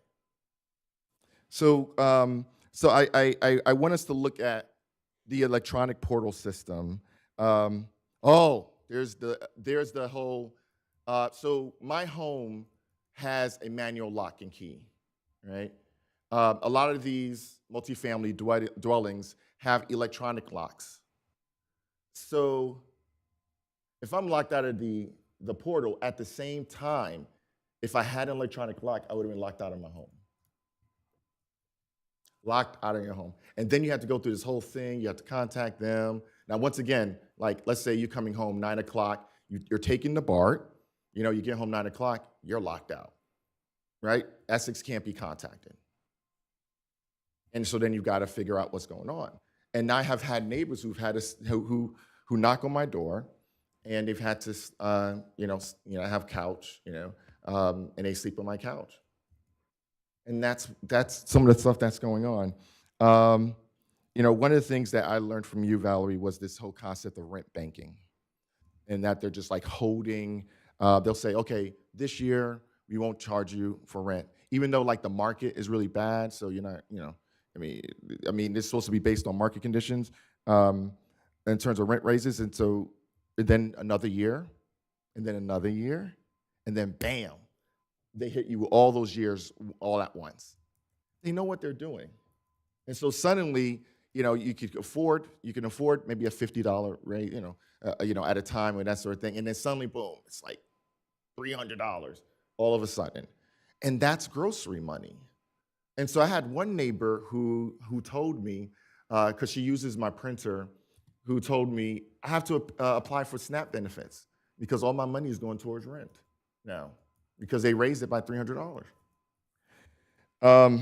So that's what's happening.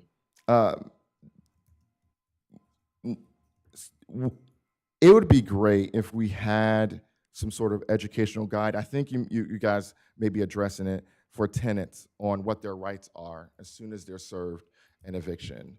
And I think your genius is already fixed on that. But I just want to say that publicly, that when they're served an eviction, that they know what the next steps are. I think that is really important. I want to thank again Echo Housing for for being able to provide support. But here's the thing: one of the reasons why they are so in a rush to do the unlawful retainer is because it limits the ability for Echo Housing to do anything more.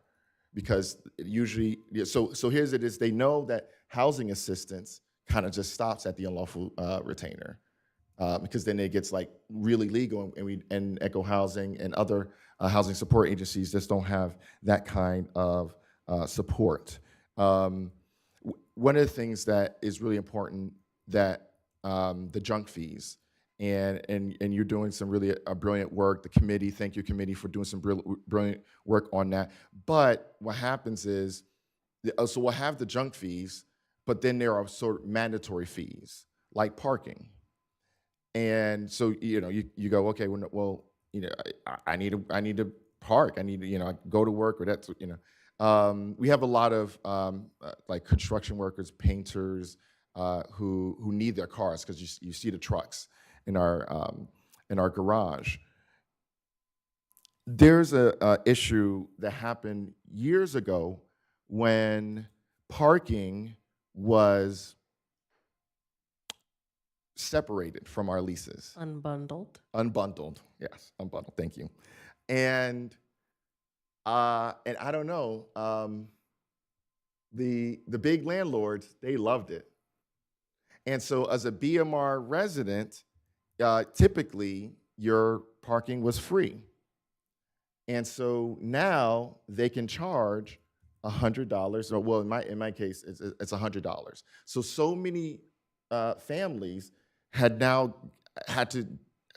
pay $100 in order to keep their parking space. And once again, that's grocery money, that's transportation money, that's all the stuff. And so it's almost like they're a couple of steps ahead of us. And you know, and I think that what you're doing with the housing committee is that you're not just catching up. You're really creating sort of these guardrails and finding ways to not for Emeryville to increase, because I mean it's really bad, especially the conditions of our economy. The reporting that's coming from large landlords and property managers, in order to track some of the things that they're doing, the fee disputes, some of these outcomes. I definitely would like to see a little bit more,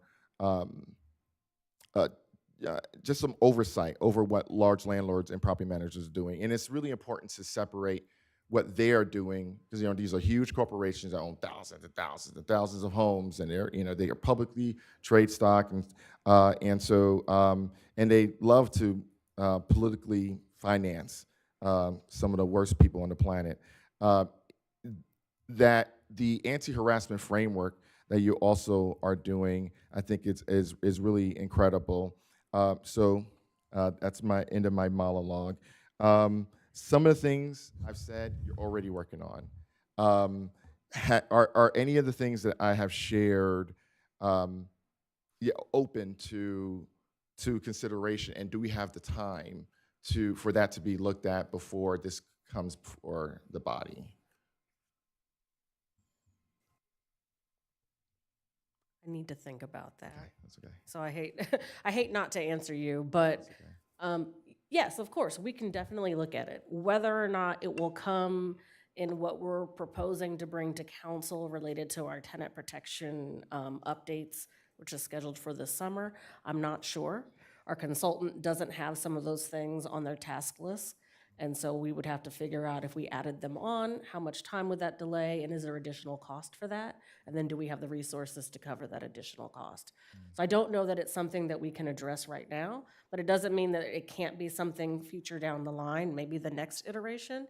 But I think it's definitely something at least the housing committee can talk about and see whether or not there's any thing that we can do about that. And then, of course, we're gonna also have to take our legal consultation as to whether or not there's anything in the state law prohibiting us from doing some of the things that are recommended, and that the committee has even been very interested in, but state law, there's some guardrails there on certain things we're not allowed to do. But I think we can definitely have the conversation at the committee level this year. Okay. City attorney, please. help us out when that stuff comes to you. I'd appreciate it. One of the things that is also going to come up is about reasonable accommodation. I've got a stick, for my leg, and I got this. And that's nothing compared to some of the folks who are getting older, because we have an aging population in Emeryville. And I want to make sure that there's a clear identification on the practices of these landlords, because for $809, they can do all this and also pay someone to serve, paying lawyers for $809, right? It doesn't make sense. So that means that it's not about getting that money. They don't want you to follow all of these legal procedures and go through these loops. And also, one of the things I discovered is like say if I lose in court, then I have to pay the legal fees too, as well. And so these are some of the things that they're doing that. Can you imagine, if you could pay somebody to knock on my door and serve papers, why didn't you just have one of the staff members come to my door and just pick up the paperwork? Right? It's not because they wanted $809, they want my unit. And what I'm discovering is that what they're trying to do is they remove people, and then they say, okay, well, we can't let you back into this unit that is highly desirable, but we have another BMR unit in our other building, right? So it doesn't have the patio, it doesn't have that sort of quality life, and so then that's how they're like, okay, no, we didn't displace the person, it was just that we wanted their unit. And my unit is a nice unit because I've been here a long time.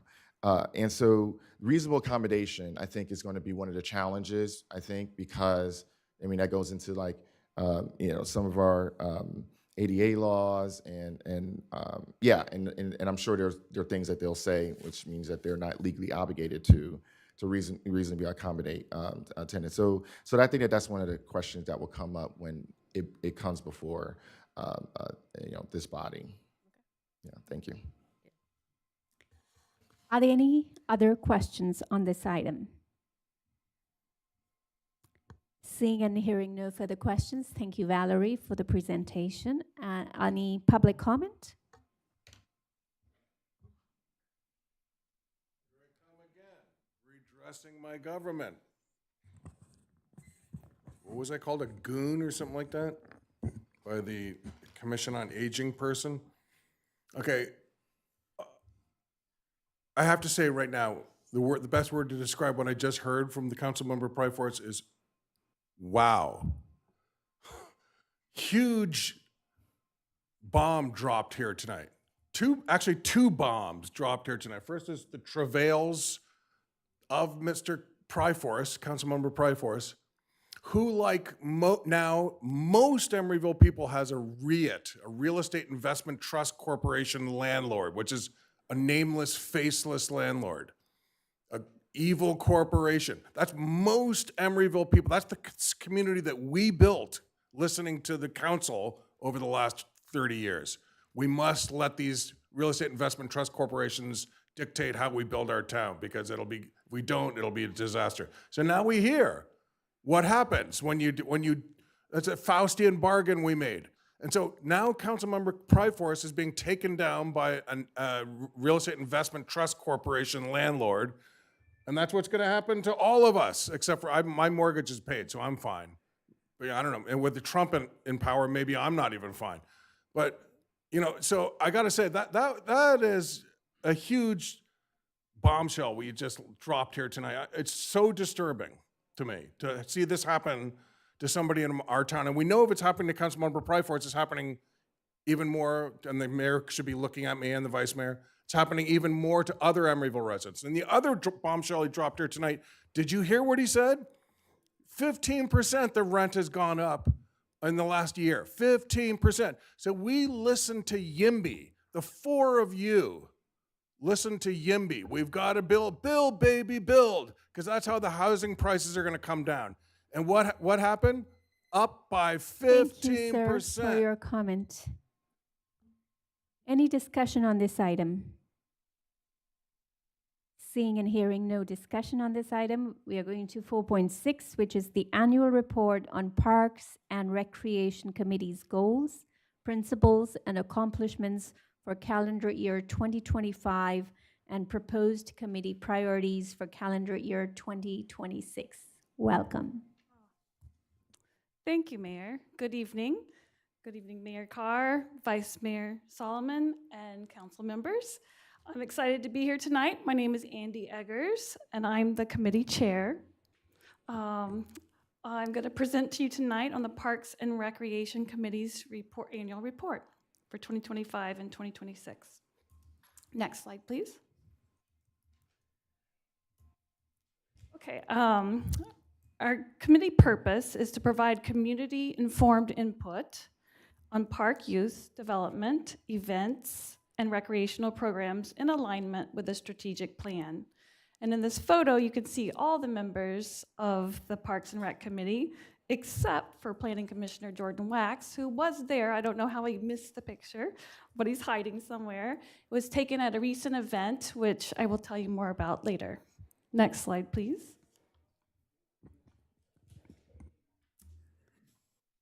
Okay. Our 2025 accomplishments include increased collaboration with Public Works, which led to many parks improvements. A notable example is shown in the photo. It's a 4-inch drop, greater than 4-inch drop. It was a hazard to pedestrians tripping and also to popping bicycle tires. It's on the Greenway, and one of the members that lives on the Greenway called attention to it, and Public Works fixed it, which you can see in the bottom picture. We also listened to a presentation on the McLaughlin bioswale design, and it allowed us to give feedback, which included feedback that came from a lively public comment session. Next, please. A major committee project was the Emeryville Children's Outdoor Bill of Rights, which was crafted for a specific version for Emeryville as directed by the City Council. It's an initiative advocating that every child has the right to access, explore, and enjoy nature for better health and development.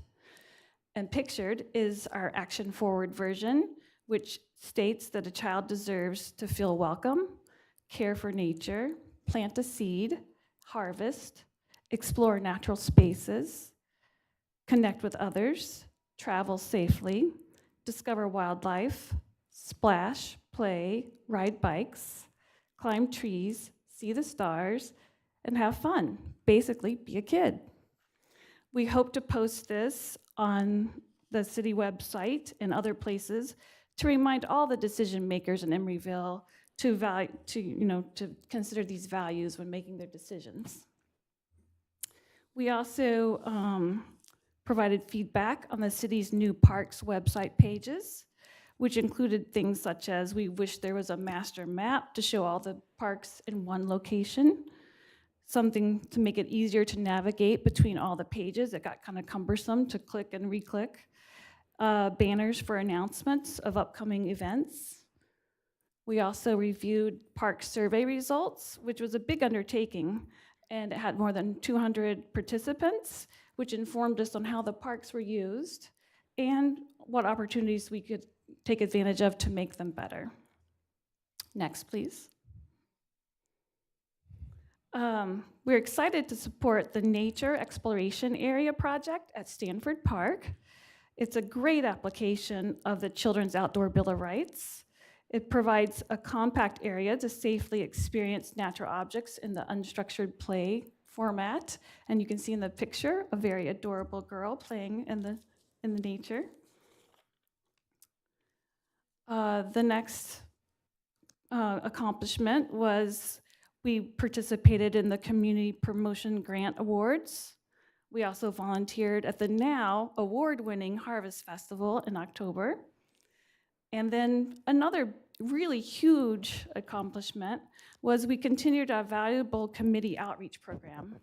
which we conducted 17 individual park tours that year, which is basically where members rotate the parks quarterly. They visit in person to better understand the park usage. We notice things like the number of visitors, the good and bad features, the activities, ideas for future events. And we also get a chance just to visit with the people in the parks and see what they have to say and what they would like to have in their parks. This led to new events and more timely park maintenance. Next, please. Okay, our 2026 priorities. We'd like to create more Emeryville traditions through cultural events. We'd like to advocate for increased accessibility and urban greening. Basically, the more parks, the better. And we'd like to collaborate with the city on the Parks and Rec strategic plan updates that'll be coming. We'd like to support current programming. And a big priority is to educate and get the word out about the See, Click, Fix app, which has been very effective, as you can see in the photos. In the upper left, there's a broken bench, which was noted on the Greenway. It was reported with a See, Click, Fix. And as you can see in the bottom photo, a new dog-approved version appeared.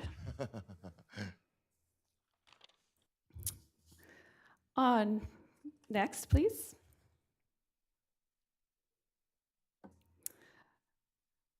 And a new project that we would like to continue, is a volunteer cleanup event. Our first event was called Love Your Parks. It was held on February the 14th. It was at the Joseph Emery Skate Park. Over 20 people participated to collect the trash and discover hidden things about this park and the skate community. It was such a success that we've already scheduled our second event. Mark your calendars, May the 2nd, 10 to 12. We're going to be at Temescal Creek Park for the Midsummer's Clean. And as pictured, we had a committee member design a logo for Love Your Parks, which is a lotteria featuring Emeryville Park highlights. And we've turned it into t-shirts, as you'll see that I'm wearing tonight. We also we'd like to help develop the community programming survey, which will be an important feedback for us to find out what programming Emeryville citizens would like. We'd also like to review the revenue generating opportunities to help support our parks. And then finally, we'd really like to focus on making the public aware of pet and health safety issues. It seems to be an ongoing problem for pet waste to be in places that's not desirable. We'd like everyone to pick up their pet waste. We've put out more pet bag dispensers, but we'd like to educate them about pet waste hazards, both for themselves, for their pets, the environment. And we'd like to educate them on the importance of leashes and how that makes people feel safe and other pets safe, as well as keep their pets safe, have pet registration, and provide safe pathways in Emeryville for pets and their owners, including foxtail removal. Next.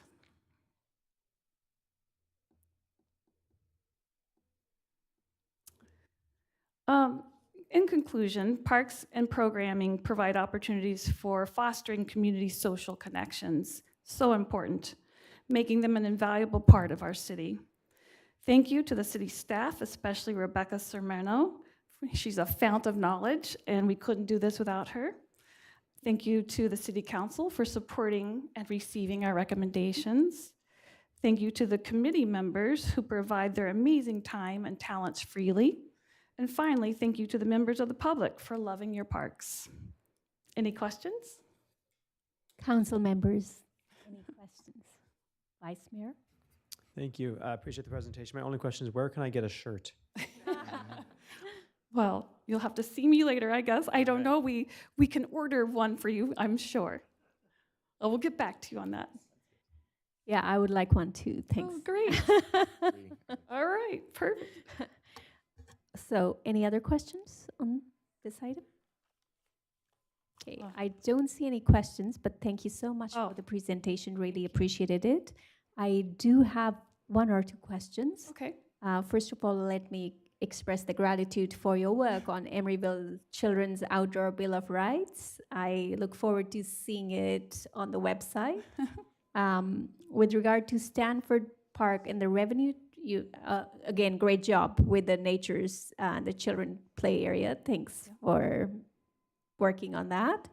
Revenue generating opportunities were mentioned. What exactly did you mean by that? Well, as I understand it, Rebecca can back me up, is that we're looking at ways to capture revenue generating from people that use the parks but don't, like, they use it as a group, but they don't pay for it. So I think this started during COVID of groups just showing up to have a space to be.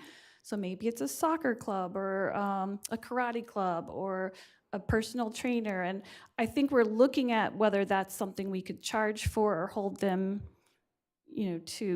to pay some sort of fee. But also we talk about other things such as whether we can start renting out venues for weddings and things. I know some of the parks have that already, but we're just trying to be creative and think of ways to support our parks with other financial revenue. I think that is a wonderful idea, and I look forward to any revenue generating opportunities or measures that you come up with, as long as you continue to uphold the goal of the parks as being community spaces to bring together communities, and that revenue generating should not be a priority at the risk of deterring people to come and gather at the park. So Absolutely. so that should be kept in mind, and I'm sure the committee will make those kind of changes in a very, very conscientious manner. With regard to parks also, you talked a lot about dogs and the pet spaces. Thank you so much for covering that. I have friends who love and adore their pets, and many of them keep asking for special dog parks. Oh, yes. Well, we have several good ones, but I'm sure there's always room for more.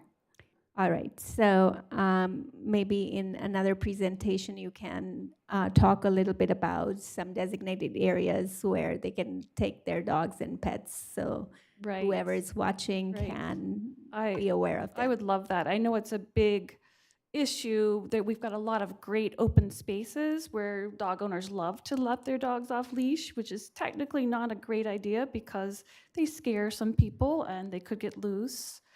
And there are leash laws, but yes, something we need to talk about and think about and come up with a unified approach. I appreciate that. Thank you so much. Any public comment? Any discussion? Do you have questions, or do you have? Can you wait till discussion? Yeah. No, I thought that's what no, it's public comment now. Sorry. Public comment, please.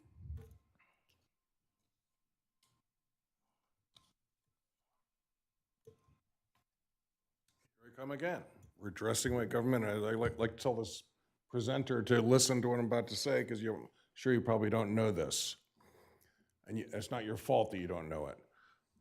Emeryville is the worst city in the entire East Bay for parks. How do I know?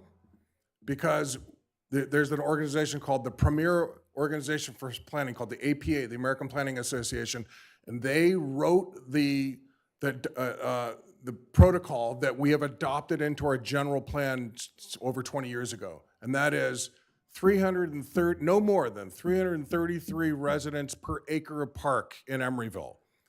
And how many acres of park is that? It's just normal. It's a normal city. That's normal in America and the Bay Area, 333. Emeryville has over 600 residents per acre of park. We are the worst city in the entire East Bay for parks. Okay, but we're not supposed to be. So it's great that they're doing this, children's rights and to have natural space. That's great. It's a lot of work, a lot of attention is paid to that. But I recommend this committee pay attention to our general plan. It's sitting there and it's telling us how to do it. We need more parks. And so how many parks, acres of parks? By the sunset of our general plan in about 5 years, we're gonna need 49 additional acres of parks. We're not getting it. And so we're not getting it because developers don't want to pay for it. But every time a new developer comes in with 2,000, 1,000 new residents, we get farther and farther behind our acres residents per acre of park. And we're already the worst we're worse than Berkeley, we're worse than Oakland, we're worse than every other city in the entire East Bay. And so we need to leverage these developers and get. Thank you for I your would like to talk comment. to this committee later on. Discussion on this item. Councilmember Pryforce. First, I just want to, when I saw the benches and the tables, I really appreciate that you guys didn't go the way of hostile architecture, as I mentioned with Bart. And so I appreciate that. And shout out to Rebecca Sermano. The Parks Committee, like similar to the Committee for Aging a couple years ago, it was hard to fill. It was hard to fill. And so thank you all for making it out. The work that you do matters. And so I just appreciate your participation. Any further discussion on this item?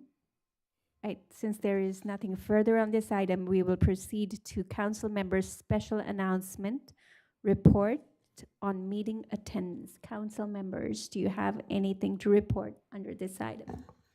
Council member Pryforce. I showed up and attended the No Kings rally, and I had interesting discussion with members from the Wellstone Democratic Renewal Club, and so I have something I'm going to present later on for a future agenda. And also, I participated in a forum with the Oakland City Council. 3 members were able to show up from that city council, and it was a Faith in Action organized event wherein they talked about an ordinance that goes beyond the sanctuary status of the state, which is what we use to create a city of refuge. And so I'll be presenting that as well for future agenda items. So I just want to thank all those who participated in the event, invited me to be a part of it. So thank you. Thank you, Councilmember Pryforce. Any other council members' special announcements, reports on meeting attendance? Seeing and hearing nothing further, I'm going to go on to City Manager's report. Good evening, Mayor, Vice Mayor, council members of the public. I do have a report on our strategic plan, and while that is being pulled up, I would also like to just take a moment to acknowledge 2 of our emerging leaders at the city of Emeryville. One you just saw present, Valerie Bernardo, who is our Economic Development and Housing Manager, and Guillermo Navarra, who is our Recreation Supervisor at ECCL. Both of them were graduates of the Alameda County Leadership Academy for the class of 2026, and I was able to attend that ceremony with them last week. And so they completed 8 months of leadership training through Alameda County with a number of other individuals in their cohort from participating cities. So congratulations to both of them. Yes, thank you. And with that, I'd like to go right into our strategic plan. I'm presenting the Q1 update for our strategic plan. And this one is going to be covering our fiscal years 2026 through 2028. The actual plan or report is on consent tonight for your adoption of the outcomes from our February 2026 meeting. And so what I will be presenting is just a high-level report of our work plan, which is aligned with your strategic direction.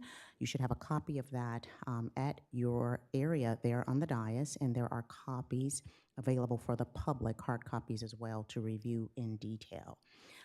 Next slide, please. By way of background, our strategic plan was initially adopted in March of 2025, and it serves as a foundation for how we align our staffing, our budgeting, and service delivery.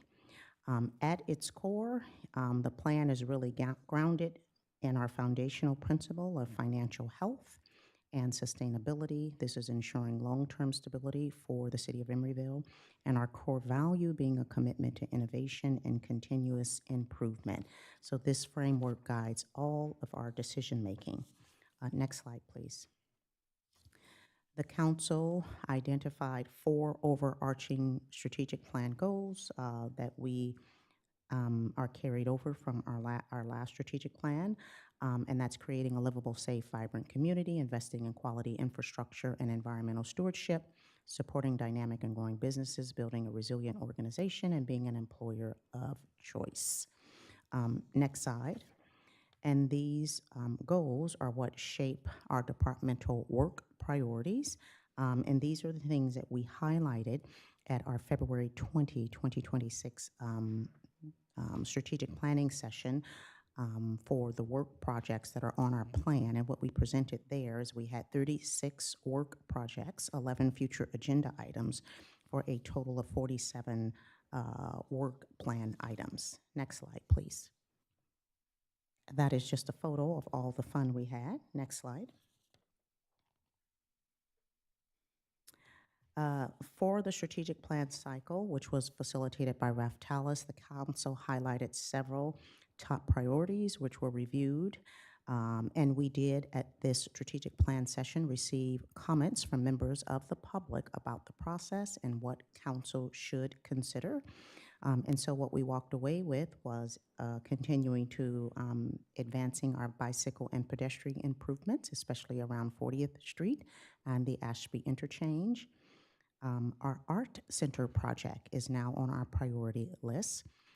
Maintaining our revenue and strong fiscal management through revenue budgeting and audits. And so we've completed the audit, and we're now on the second phase of this, which is the 2026 revenue enhancement measures that we are reviewing.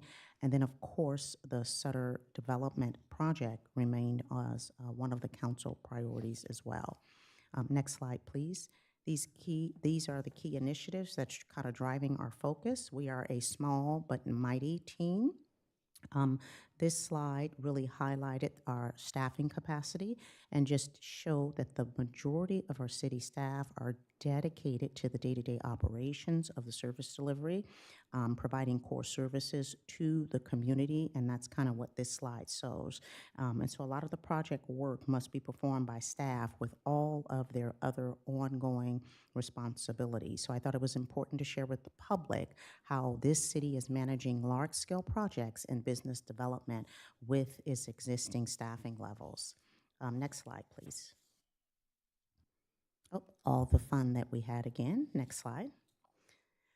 So I've been presenting these quarterly reports now for just about a year. On Q2 to Q3 of 2025, we kind of showed how things were moving from our 0 to 25% in orange, 26 to 50% in yellow, 51 to 99% in blue, 100% in green, and then purple is our ongoing items. And this shows how things have advanced through. Next slide, please. And so on our Q4, we're comparing our Q4, which was the last report that I had done at the beginning of January, to where we are now, our Q1, which are project completion status. And so as you can see on this slide, we are advancing a number of our projects along our completion range as we continue moving forward. So we keep this very well organized. This allows us to really monitor our progress in real time. It allows us to adjust our priorities as needed, and just making sure that we have clear accountability through all of our departments, because our departments are very coordinated on ensuring that resources are aligned with council's direction. Next slide. And that is our Q1, again, that I have there, so that you can kind of see that one by itself, and I'll begin comparing Q1 with Q2 in 2026. I will be presenting these reports quarterly, as I've done in 2025, so that we can, again, continue to track our project completion status. Next slide, please. So in closing, we remain focused in our reporting transparently and accountability of our outcomes to the mayor and the council and members of the public. again, ensuring that we are aligning city operations with both our strategic goals and our adopted budget. So I'd like to thank the city council, the city staff, and the community for their continued partnership, and I look forward to updating you on our continued progress in the coming quarters. I will turn it back to you now, Mayor Carr. Thank you. Thank you, Latanya. Appreciate the report. Any questions, council members? Councilmember Pryforce? Hey, Latanya, when it comes to city manager, I'm sorry, Madam City Manager, when it comes to the graphs, can we go back to the slides with the graphs? Yes. If you Which can put I that think back was up towards for me the one more end. time. Sorry, Madam Clerk. While she's going there, which one would you like, Councilmember Pryforce? Well, it's just the graph didn't make a little didn't make a little sense because I'm wondering if the number of the projects are actually in the graph, then why do we need those numbers sort of to the left? Sorry, I'm a stickler about these things. Maybe have so the numbers are there because like what, for example, like what would happen if we had two projects that were 100%. I mean, it's a little confusing. Okay. Yeah, I don't know if it made a little bit more sense because I'm thinking about the public, and if they just saw the graph, then they would immediately be able to identify like what like the colors are, the completion rates, and yeah, I'm sorry, it's a little confusing. So yeah. Well, we can certainly talk about that to see how Okay, we can make got that it. adjustment for you, but I will just turn your attention, which is what, this is just my high level. What I really would want you to focus on is the big document, which we left with you, that really goes through each. And that one is about 36 pages that I didn't want Yes, to ma'am. necessarily go through. But we can certainly look at making certain that the higher level review has just a bit more clarity where is needed, but definitely I would focus on the larger report, which goes through each of the items. Okay. And again, the approach is really just to track how we are progressing and how we are working each 90-day period toward each of the projects that are on the work plan. I hope that answers your question. Yes, ma'am. Thank you. Thank you. Thank you. Any further questions on the city manager's reports or report? Okay. Seeing and hearing no further questions, I will move on to ex parte communications on items listed on the agenda and any action items. I don't see any, and moving on to public comment for consent agenda and items not on agenda. There are no public comments. Are there any online, Madam Clerk? No, Mayor, they're not. Thank you for confirming. Next is the consent calendar. Is there a motion on the consent calendar? Thank you, Vice Mayor. Any second on the consent calendar? Second. Thank you, Councilmember Pryforce. Motion by Vice Mayor, seconded by Councilmember Pryforce. Please take roll. Councilmember Mora is absent. Councilmember Pryforce? Aye. Councilmember Welch? Aye. Vice Mayor Solomon? Aye. And Mayor Carr? Aye. Motion carries. Thank you.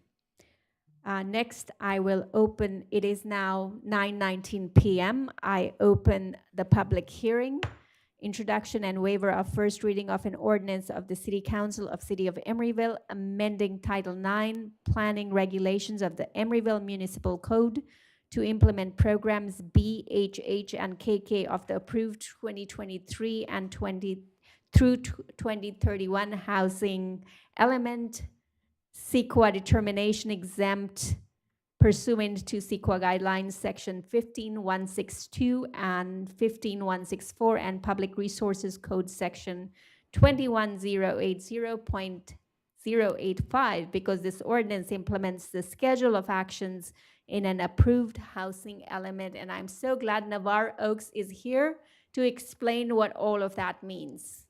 Good evening, Mayor. Thanks. Good evening, Council. thank you for saying that mouthful for me. I was just gonna say, I'll be presenting tonight on implementing programs B, H, H, and KK to implement the housing element, making some amendments to our planning regulations. Next slide, please. So as you know, we have a general plan that goes in 20-year cycles. We have our housing element, which is part of that, but is updated in 8-year cycles. Programs B, H, and KK are 3 of the 45 housing element programs, and we're trying to knock these out. Next slide. So program B has an implementation timeframe of short term. We've passed the short term, so this program and one other tonight are our last short-term programs that we're just trying to wrap up. So this is really just a streamlining planning processes topic. Yes. Thank you, Navarre. Point of clarification, City Attorney, do we still have a quorum? Shall I pause? Thank you. Please continue. Okay. So this is simply, right now, the process, if someone has an appeal of a planning commission or city council decision, first there's a public hearing to say, should we have an appeal? And then we go and have an appeal hearing after that, should there be a determination that there's going to be an appeal hearing. So this is just eliminating that middle step. This is a very rare occurrence in our city. We were fortunate for that, and it just makes sense for a streamlining standpoint, which is why the state of California is having many cities have this as part of their housing element. Next slide. So we're simply amending the language to go directly from, as I said, from a request for appeal, taking out that public hearing in the middle, just go directly to an appeal hearing. And that is going to happen for both planning commission and city council. Next slide. So program HH, this is under the topic of schools and child care centers. So one of the things is how to make those more accessible and closer to housing.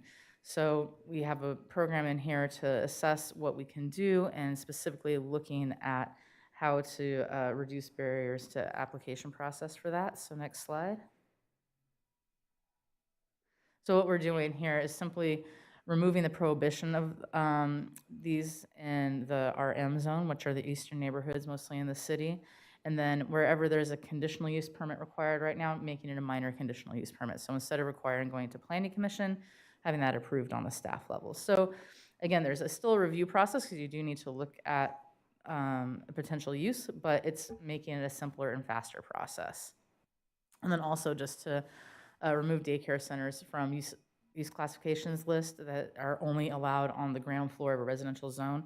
That is something that, you know, the county and state have regulations about what facilities are okay for child care centers, and we just leave it up to them. Next slide. So program KK, this is residential uses by right. So in our housing element, this program is listed as ongoing, as just something we make sure that we comply with. But we were notified by the state at the very end of last year that this is considered a rezoning program. We don't use that terminology in our housing element. We were not aware that this qualified as a rezoning. So we do actually have to go in and just say explicitly in the planning regulations that if there's affordable housing projects, or not affordable housing projects, let me restate that. If there are development projects that are proposed that have at least 20% affordable units on very specific sites that are already pre-identified in our housing element, then those will be by right projects, that they will not go through a planning commission process. So it's already a requirement of law, and we're just explicitly saying, yes, we will comply with that. So next slide. And so this is just, you know, language around that, saying how that will implement and referencing the housing element table 8-1 that we are now going to explicitly state in our code. Next slide. And so this is like the language for that. I think that was partly why the opening tonight, Mayor, was so long for you, because you had a lot of citation to make. So next slide. And then the main thing to know about this for environmental determination is exempt from CEQA. Our housing element is under the general plan. It's already had an EIR, And then anything implementing housing elements are also exempt from CEQA. So we're all good to go on this. Next slide. And so the Planning Commission saw this. They recommended approval. Here we are tonight. There'll be a second reading at the next meeting, and then effective date for this is 30 days afterwards, so mid-May. And next slide. So that staff does recommend approval. I'm available for any questions you may have this evening. Thank you so much, Navar. Any questions on this item? All right, seeing and hearing none, I can go ahead and make sure this is an item about implementing commitments we've already made. Correct. Correct, and in our housing element. That is correct. And while ensuring that we may implement them aligns with the community values, livability, stability, and thoughtful growth. Correct, absolutely. Okay. One example or two examples of how it will look on the ground. One of them you mentioned, it's going to be an easier process, correct? Correct. So I would say that none of these things occur very often. This is not something that's going to make a big change day to day in what occurs in the city. However, people have recently inquired about daycare centers, and this would make that process easier for them. And then should we ever get an application process at some of these very specific sites that are at least 20% affordable housing, then that would be a staff level review as opposed to a planning commission review. So these are pretty straightforward changes that will not have a huge day-to-day impact, but will make things simpler moving on. Thank you so much for answering that. And any public comment online? I don't see any in the room. No? No, Mayor. Right, any discussion on this item? Okay, seeing nothing further, thank you so much for the presentation, appreciate it. Okay. It is now 9:27, public hearing on this item is closed.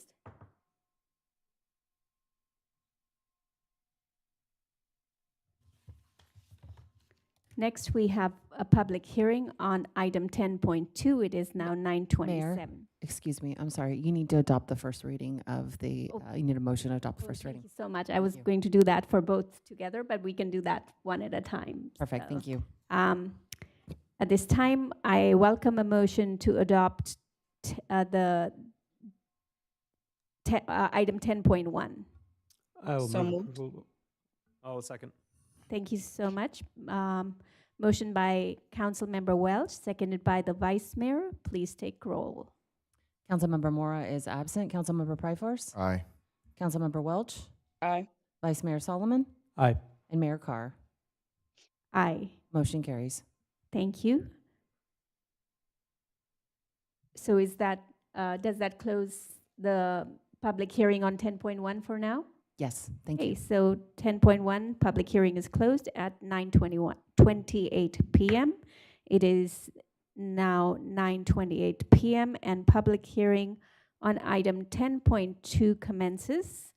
Introduction and a waiver of first reading of an ordinance of the City Council of the City of Emeryville amending section 4-9.39F, which is speed limits. In Chapter 9, Vehicular Traffic and Parking of Title 4 of the Emeryville Municipal Code, CEQA determination exempt pursuant to State CEQA Guidelines, Section 15061B3. And we now have Philip Toast here from the staff to explain what all that means. Thank you for being here. Thank you very much. Good evening, Mayor, Vice Mayor, Council members. My name is Philip Tost. I'm Associate Engineer with the Public Works Department. I'm here to present to you about the proposed citywide speed limit changes for 2026. Next slide. Thank you. Why are we changing the speed limits?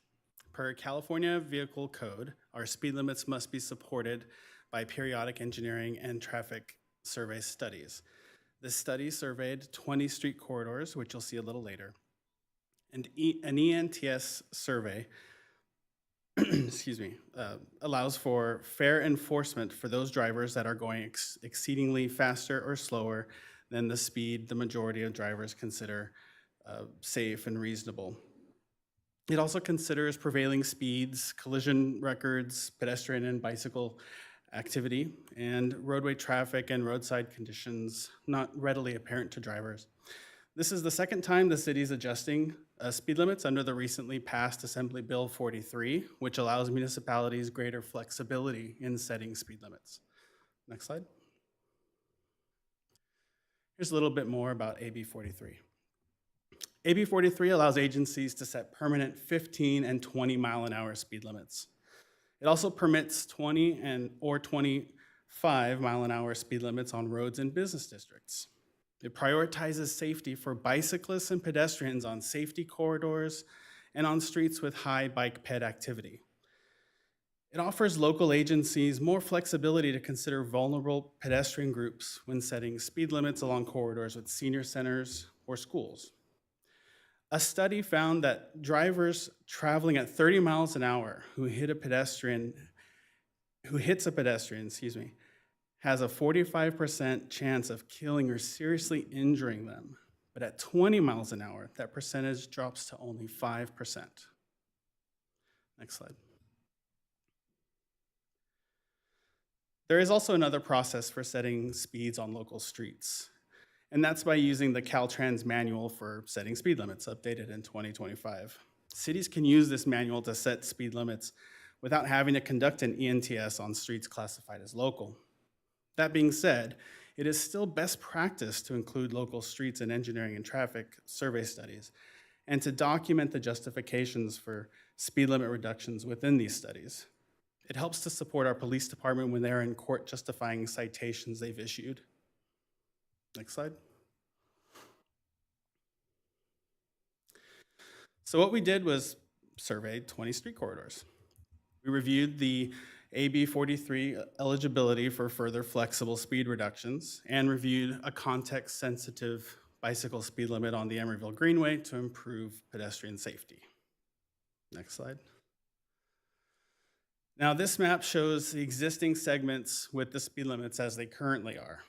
18 of the segments are 25 miles an hour, as shown in the green, and 2 are 30 miles an hour, as shown in the orange.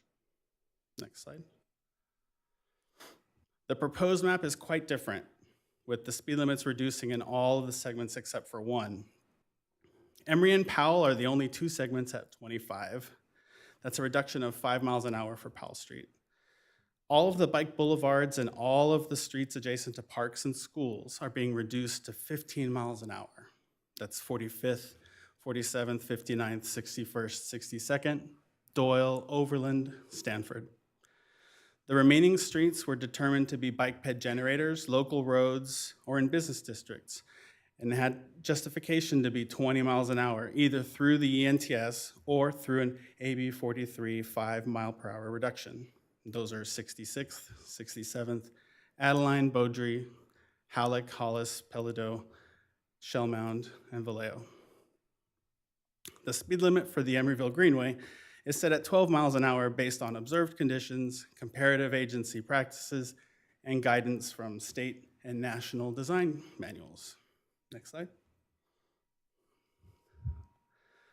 Now, all told, since AB 43 was passed, 28% of street segments were lowered to 20 miles an hour, and 23% were lowered to 15 miles an hour.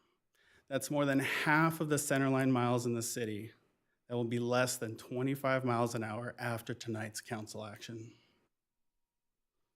Next slide. These proposed speed limit changes have made the rounds at a few committee meetings.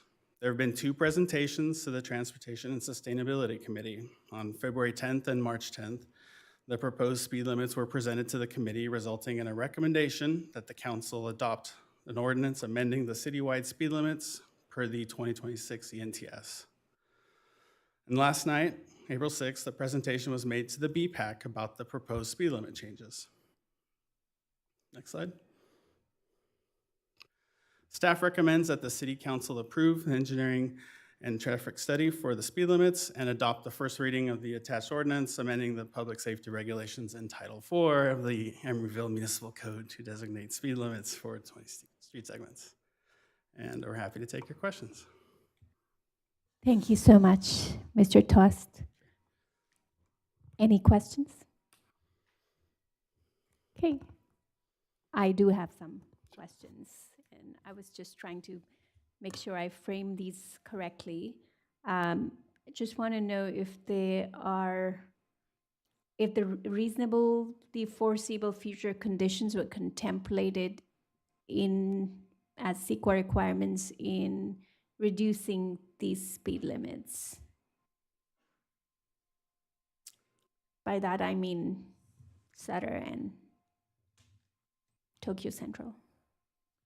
Mayor Carr, in response to your question, this is legislation that's pending before the City Council, and the legislation has been determined to be exempt from CEQA under the state guidelines. Thank you, City Attorney, appreciate that. So I just want to know, it's important that we are not looking at past conditions, but also at real changes happening in our city. So with the recent opening of Tokyo Central and planned Sutter Health Campus, we are already seeing and will continue to see shifts in traffic patterns, pedestrian activity, and overall roadway use. I want to ensure that the data we are relying on, even though it's exempt from CEQA guidelines, reflects those realities so that our decisions are truly, they truly enhance safety. So with that said, I just want to make sure that we, if staff can clarify that everything was considered in other than just the SB or AB. Sure. So the study was prepared with basically point-in-time data. The data was collected through means radar guns and things like that to determine the actual speeds taken on actual days and of actual traffic patterns that were happening at the actual times of when the data was collected. There's no forecasting done when setting these speeds. So as an additional clarification, this is something that we do on a regular basis. We continue to monitor speeds citywide and reevaluate them because that actually supports any citations that our police department may issue in the future. And so this is an ongoing effort. Any changes in our traffic patterns will be reflected in future surveys. All right, so I just want to make sure, so the data you say was an ongoing data. Can you give me a timeline of when this was collected, or no?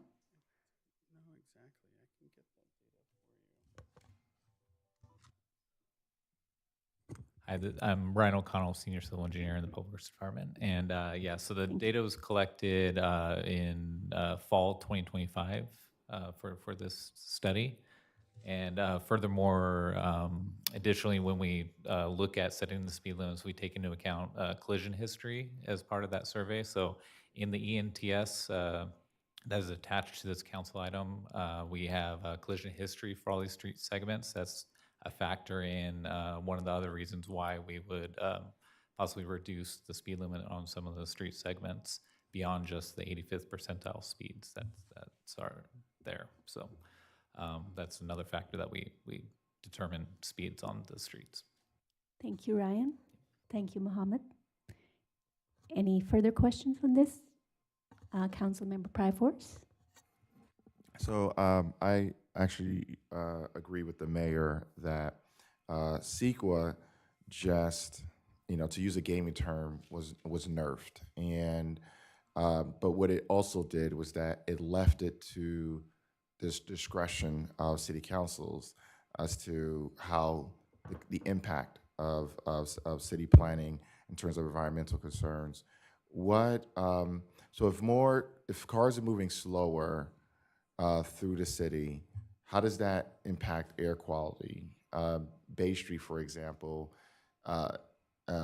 yeah, it was so bad, and I don't know if that's still the case, that regularly we had to replace our filters in our windows. Those, because it was just, you can't keep scrubbing it, keep scrubbing. So we had to consistently like replace them.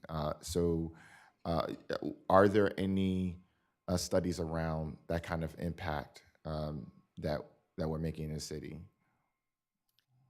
Not as part of this report. That's out of the scope of this. This action is exempt from CEQA, as the city attorney mentioned earlier today. There's other additional studies, for idling of traffic, that's stopped. I wouldn't say, traffic going slower, So yeah, I would say it's outside of the scope of this ENTS, though, looking at the emissions of the cars. So it's outside of the scope of this survey. If I can provide some additional clarification, cars coasting, in other words, not accelerating or decelerating, regardless of the speed that they may be going at, whether it's a slower speed or a faster speed, in general have lower issues with emissions. And it's really the deceleration and acceleration that creates more emissions as a result. And our ability to control that is generally related to how within an urban environment is controlled by signal timing. So it's really kind of two separate issues. You want optimal between air quality and safety is a slow flow, essentially. Got it. Thank you, Brother Mohammed. No problem. Any further questions? All right, seeing and hearing none, is there any public comment online? No, Mayor. Any discussion on this item before we take vote? Yes, Vice Mayor. Thank you. Thank you, staff, for all of your work on this. And I won't repeat the exact statistic that Philip mentioned, but this will have a huge safety impact on our city, and I think make it more livable and pleasant to be in. So I'm excited about that. One thing that we had a pretty long conversation at Transportation Sustainability about was the Greenway portion, which doesn't have any cars on it, but I think if you go out there, it's a pretty wide space, but it's not as at times there's a lot of cross flow and pedestrians and cyclists interacting, which I think is why, even though there's been no history of collisions, staff has been thoughtful about proposing the 12-mile-per-hour limit. So one thing that I think we got a public comment on from an advocate, and I've discussed with a few other folks, including Councilmember Mora, is making the signage on the Greenway portion be a yellow advisory sign as opposed to a white sign, which is enforceable. So to me, I think that kind of fits the space better. I don't really want the police out there ticketing cyclists for going a couple miles above the speed limit, especially since many, I don't know how fast I'm going on my bike because I don't have a speedometer. So that would be my only suggested change to the staff's recommendation. But otherwise, I'm happy to move approval with that amendment. Is there any, actually, go ahead and move approval for that, and maybe if we have a second, we can move with that amendment. Okay. Yes. I will move approval with staff's recommendations with yellow advisory signage for the Greenway portion. Thank you. Is there a second for that motion? Actually, I have a question around that. Around the amendment? Yeah, around. You have a question for the staff? Well, yeah, I just have a question. Or a question or discussion? Yes, Yeah, please go yes, ahead. Yeah. So I saw the public comment from Bike East Bay. So the Greenway there's homes around the Greenway. Wouldn't it be a good idea to first talk to them before we make that step? I mean, I'm comfortable not. I mean, I can say I live in one of those homes, and so I experience it regularly. And I think given that BPAC has provided input on this as well, I think it's gone through to me all the necessary channels. But if others disagree, And I would just make a suggestion that we study this just a little, just to study it. And like, I'm for it. I mean, as someone who got, hit by a car, so I'm for it. It's just, I want to do it right. And I don't want like folks coming at us like, yo, why do you talk to us first? I'm sorry, do you mind if I ask a question of Councilmember Pryor first? I don't mind at all, Vice Mayor, but I do need to go ahead and make sure that the procedure is followed. So let me recognize you when you do that. I also have some questions regarding that amendment. So please go ahead and answer that question, or staff may answer that question either way. Okay. Are you concerned about people wanting stricter limits or not wanting a limit, or which are you? Yeah, which way? Because I would, I don't think we should go knock on every door in the city to approve this item. I'm not saying that you're suggesting that, but are you concerned that people will want a stronger speed limit that is lower, or no speed limit at all on the Greenway portion specifically? Yeah, I mean, so I don't know, because we don't have any data. We don't have any questionnaires, or even just inform them. Just send a mailer, say, hey, this is what we're thinking of doing. What do you think? People don't respond, then we just move forward. But at least that they've given some sort of information before we do something like that, because I don't want to. I just think it's just the right way to do things, and so I prefer it to do it the right way, and then I'm all for it, right? No one says any issue, I'm like, yeah, let's do it. I have a question. Did you want to answer that or say something to that?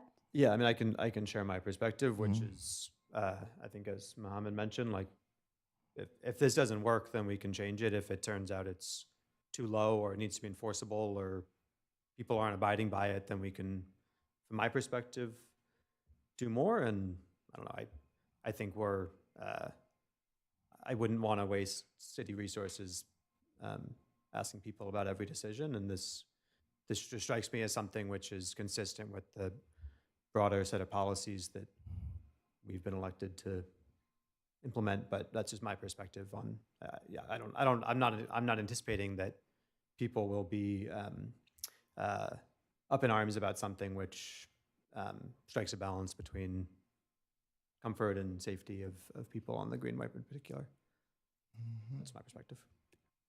Thank you for sharing your perspective, and thank you, Councilmember Pryforce. I do recognize that you have your hand raised, but before we go forward with that, I have a clarification question regarding that amendment.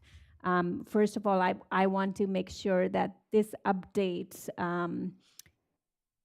is primarily driven by the need to maintain enforceability under the state law, correct?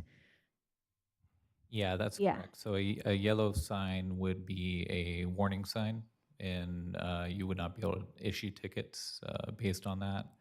What I did want to just add one point of research that we did on this topic. We did a Greenway safety analysis prior to doing the ENTS survey for this whole effort. And part of that was we researched trails and Greenway type, facilities throughout the state. And the majority of those facilities did use, warning signs as their sign type.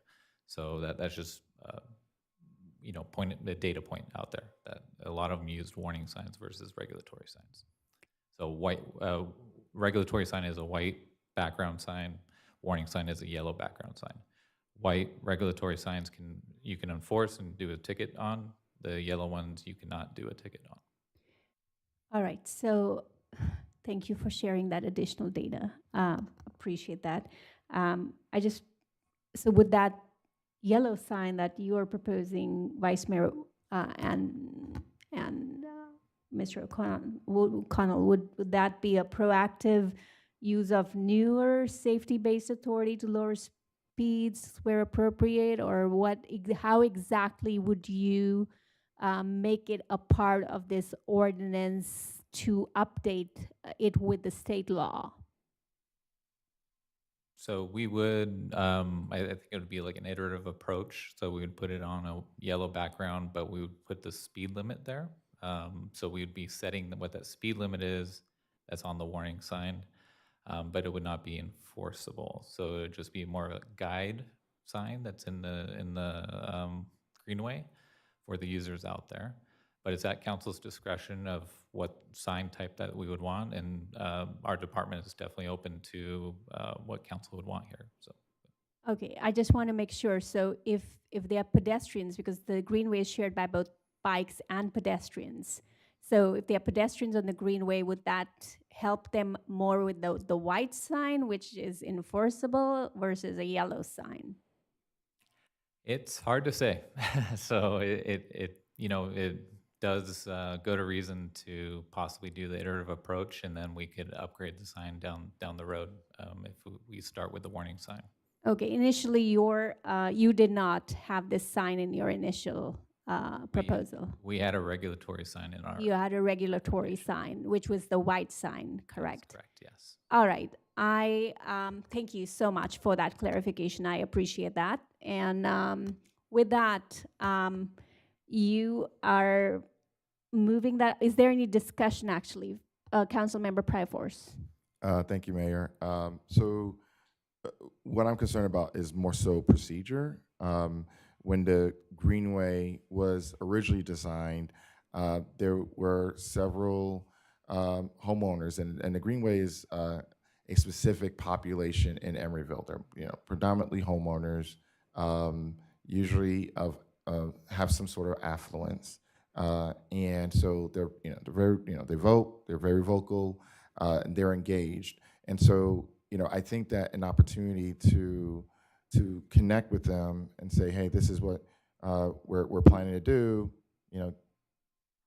get us feedback by a certain date, and then we can move forward. I think that that's the right way to do things, because as an elected official, as you know, you've knocked on doors, I've knocked on doors, and you may have come across people who were pretty upset with how we did things in terms of the Greenway, in terms of the lack of feedback.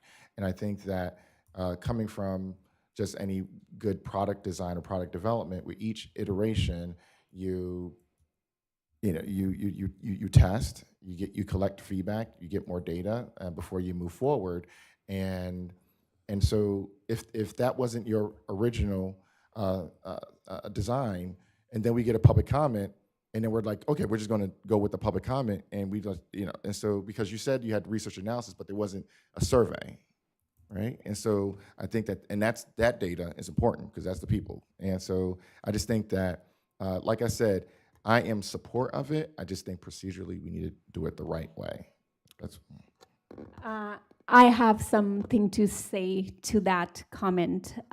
So originally, because your recommendation had the white sign versus the yellow sign, I am inclined to proceed with the recommendation of the staff. And in the future, if a yellow sign is needed based on the additional data that Councilmember Pryforce has stated would benefit much of the population that lives on there, I think that would not be, I would not be averse to that. So with that having said, does this item have anything further from the dais on discussion or questions of the staff on yellow versus the white sign?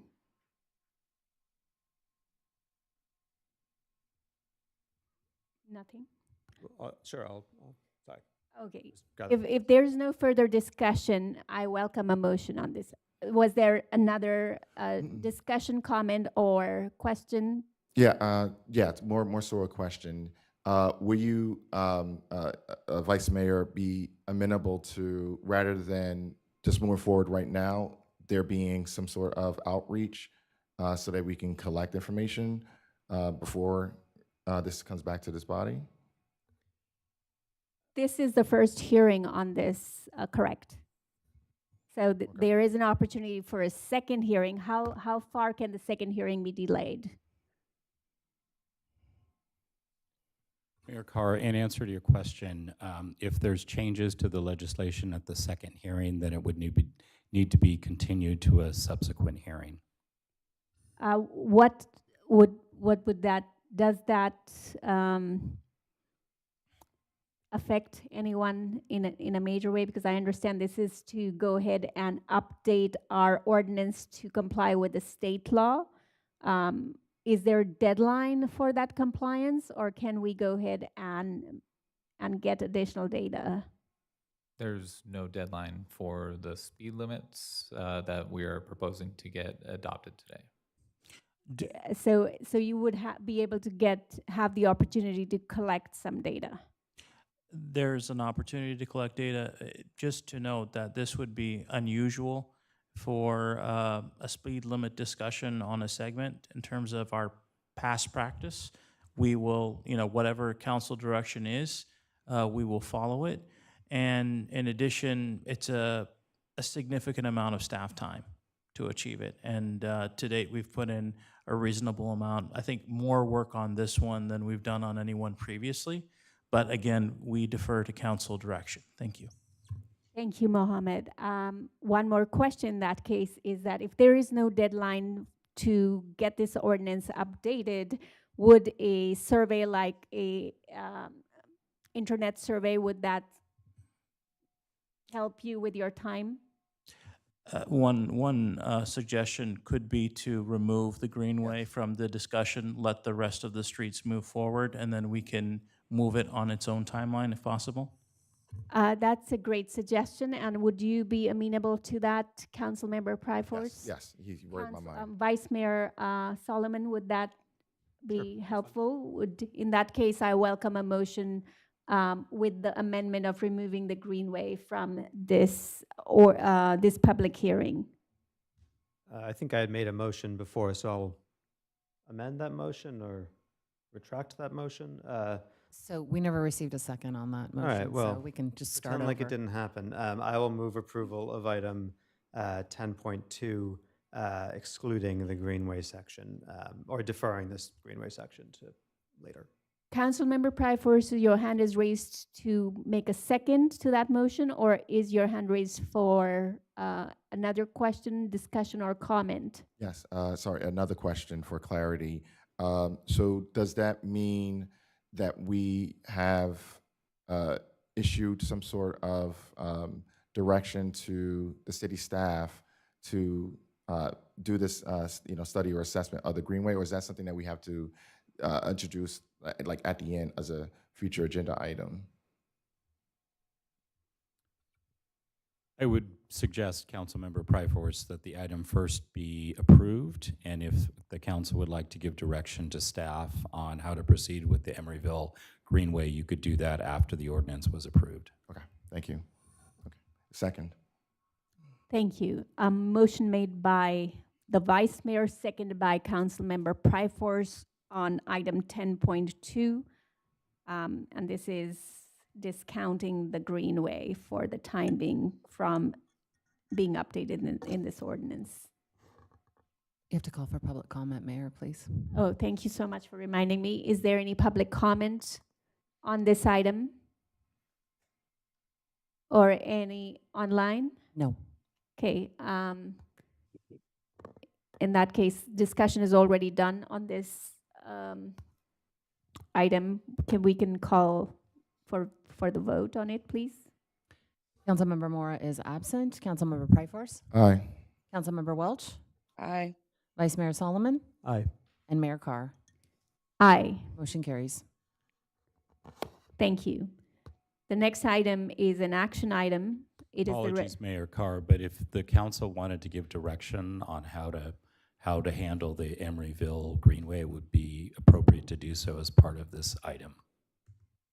I appreciate that, City Attorney. The floor is open, the dais is open for discussion on how you wish to give direction on the greenway on this item. Councilmember Pryforce? Yeah, I'm good. All right, you want to give, but what exactly would you like to do on this item?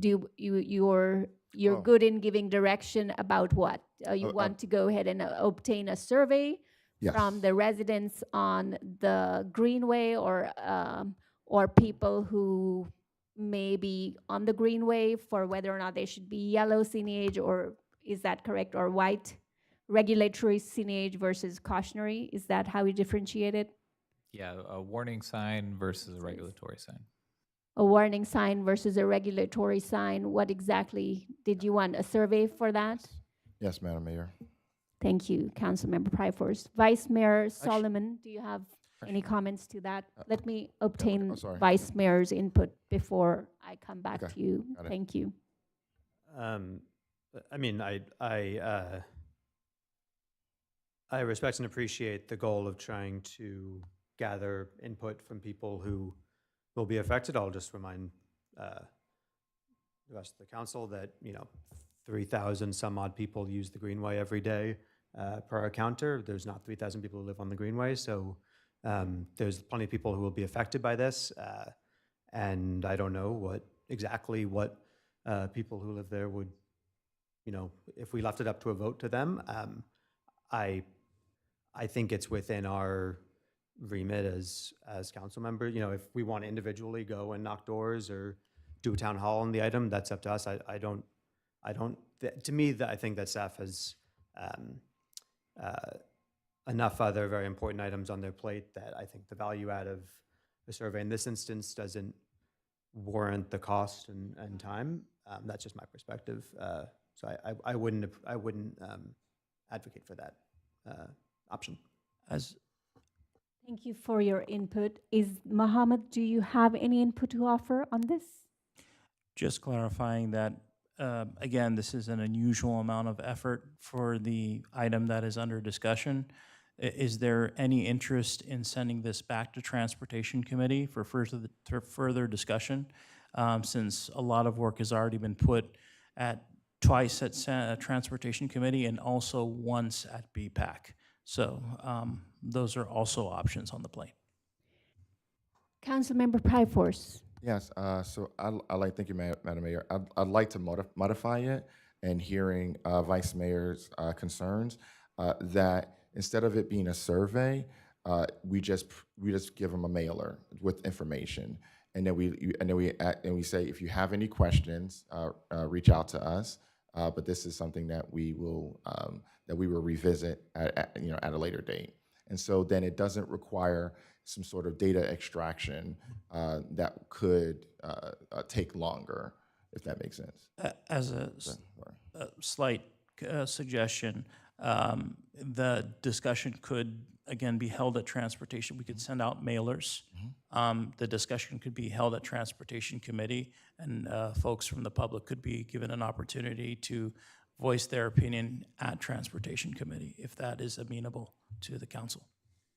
Yes, that's something that you could make a welcome public comment, or make it. I guess you can agendize it in a way where public comment would be welcome on that.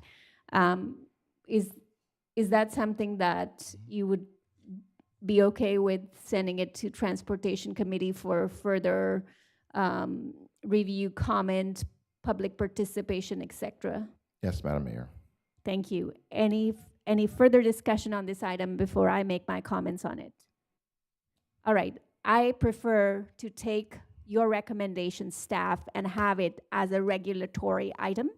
And the reason being is that I think that would protect the pedestrians on the Greenway. Having it be a, what did you call it? Non-regulatory? Warning sign, yeah. Warning sign. I just feel that just is, for me and for the people who spoke at the large amount of disabled people that spoke, they may or may not use the Greenway. I just feel like it just deters the people from cautionary versus regulatory. I think regulatory deters people more, and for that reason, I would prefer to take your recommendation. Having said that, I honor the option of having it go back to a Transportation Committee for welcoming further comment, or giving the public another opportunity to to review this. Again, I would strongly take your recommendation, staff, on that, but we can send it back to Transportation Committee for further discussions on this. Anything else on this item, or can we close this public hearing for now? All right. It is now 10:05 p.m. and the public hearing on 10.2 is closed.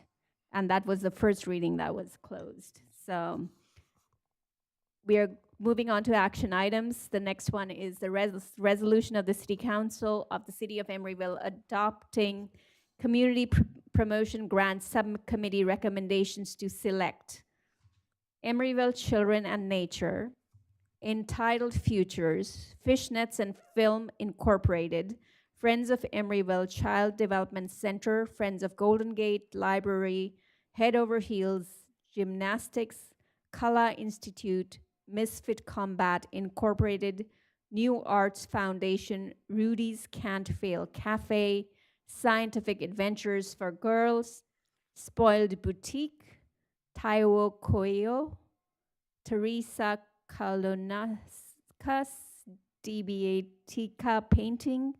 I'm very sorry if I'm not saying these names correctly.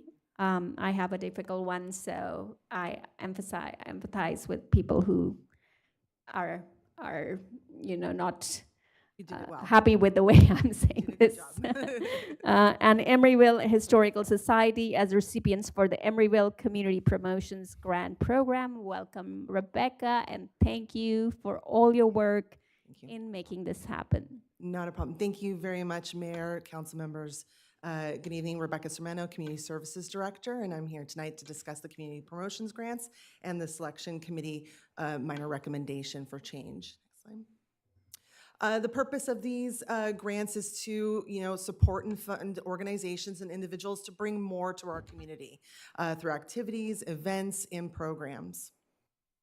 Next slide. Just a brief overview of our requirements and what it takes to be considered for a grant. The activity must happen here in Emeryville. It must have a direct benefit to our community and provide long-term value, which is really about lasting skills, providing lasting skills and beyond just like a one-time event.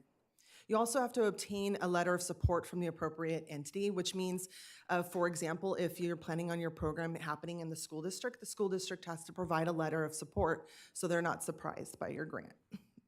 The fourth is to also complete and sign our insurance affidavit, which gives them the opportunity to understand the requirements and then submit a proposed budget worksheet. Slide. Upon grant approval, we will be doing a professional services contract with each entity. They do have to obtain an Emeryville business license, as well as all the required insurance, a W-9 as well. Next slide. Our process. The events for these grants will happen between fiscal year 26 and 27, so July 1 through June 30th. We opened the applications on January 12th, and they closed on February 18th, and we had 21 qualified applications, all amazing in their own right. And the subcommittee met on March 11th, 2026.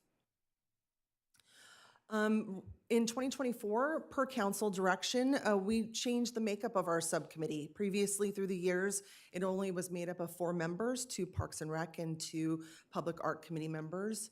And so we felt we needed more equity and balance within our subcommittee. So the current process right now in the last 2 years has been I go to these committees in January and request that 1 volunteer and hopefully an alternate if the primary is unavailable from these 4 committees, which is the Parks and Rec Committee, Commission on Aging, Public Art, and the Economic Advisory. And then we have our 5th member. At the time was recommended that we pick from one of the 3 remaining advisory committees, like a Pedestrian Housing Budget Advisory. The thing that came with that is that we're going to these 3 extra committees asking for support, but we're only using maybe 1 or 2 of those people, and sometimes they're unable to support and give a volunteer. So my recommended change for the process tonight is that we create a 3-year rotation with those 3 extra spots so that they know. Housing Committee, this is your year. Bike and Pedestrian, this is your year. Budget Advisory, this is your year. And it gives a little bit more transparency for them to prepare and being a part of the process. Next slide. Financially, they can apply up to $10,000. All 21 grants requested $10,000, but one about $9,800 and some change. Total requested this year was $209,872, and we had a budget of $80,000, which is a very large percentage difference, as you can see in the math that I attempted there. Next slide. This year we had 10 new applicants that have never applied before, and 4 of those were recommended for grants this year, as well as 11 prior recipients were also recommended and for grants. But the amounts through the years have varied of what they have received. Next slide. Just a quick overview of what was recommended this year. In 2024, 12 out of 23 grants were awarded. In 25, 11 of 19. And this year, they're recommending 15 of the 21 applications receive funding, which really starts to thin out the available funds. Next slide. The next 2 slides are an overview of those recommended for funds. If you can go to the next slide as well. And then the next slide, thank you. And then, of course, unfortunately, the subcommittee does have to go through a very difficult process of making recommendations for no funding. And so out of the 21, these 6 very valuable programs and events, unfortunately, did not make the cut this year. But again, throughout the process, the subcommittee expressed many times how difficult it was and that just ran out of money to recommend for grants. Next slide. So tonight I ask the council to approve the grants as recommended by the subcommittee, and then also approve the establishment of this 3-year rotation for the additional committee seat on the subcommittee, cycling through the participation of those other 3 committees for the 5th member. Next slide. And a big shout out to the subcommittee members. These are volunteers. I go to each of these committees and give my spiel of what a great fun time we have. They get to sit up here and hear all the great programs and events that people are coming up with. Each committee, sends someone to us, and this was our great group this year that had that feat in front of them, and we thank them for their time. Next slide. And questions? Thank you so much for your presentation. Thank you. And all the work that you did on this. Councilmember Pryforce, you have a question? Yes, can we go back to the subcommittee slide?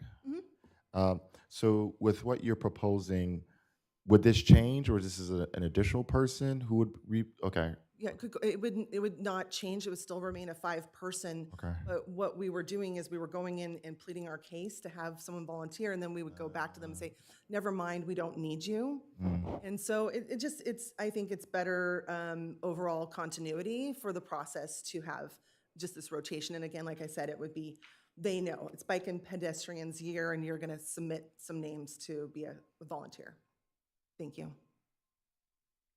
Any other questions? Councilmember Pryforce? In terms of the selection process, can we go to the slide of those who received grants? So yeah, because I looked them all up, but I didn't know how it was being interpreted as like in terms of what category. So children and nature. Is that an education category, or? That is a event, Okay. more of a community event, but also impacting youth and young children, so ages 0 to 11. Okay. Actually 0 to 13, preteens, and it's really also a community event. They put in for events that will happen in the parks, these nature pop-up series, but they also were putting for materials to provide these NEAs at Ralph Hawley, as well as the ECDC here. Got it. Emeryville Children, is that Patricia and Susan? Okay. Yeah.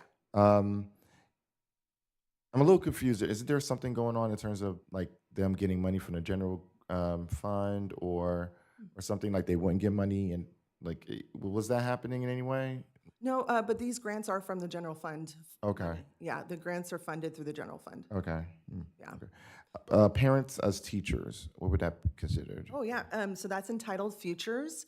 And then I'm going to just refer to my description here, but it's a program that'll happen in the school where it's providing one-on-one parent coaching for parents of 0 to 5-year-olds. And they're social workers and they provide professional service to help parents navigate the wonders of parenthood. And they provide caregivers, and the funds covered certified parent educators, curriculum outreach, and coordination to offer accessible prevention, early childhood services. I just want to say that that's amazing.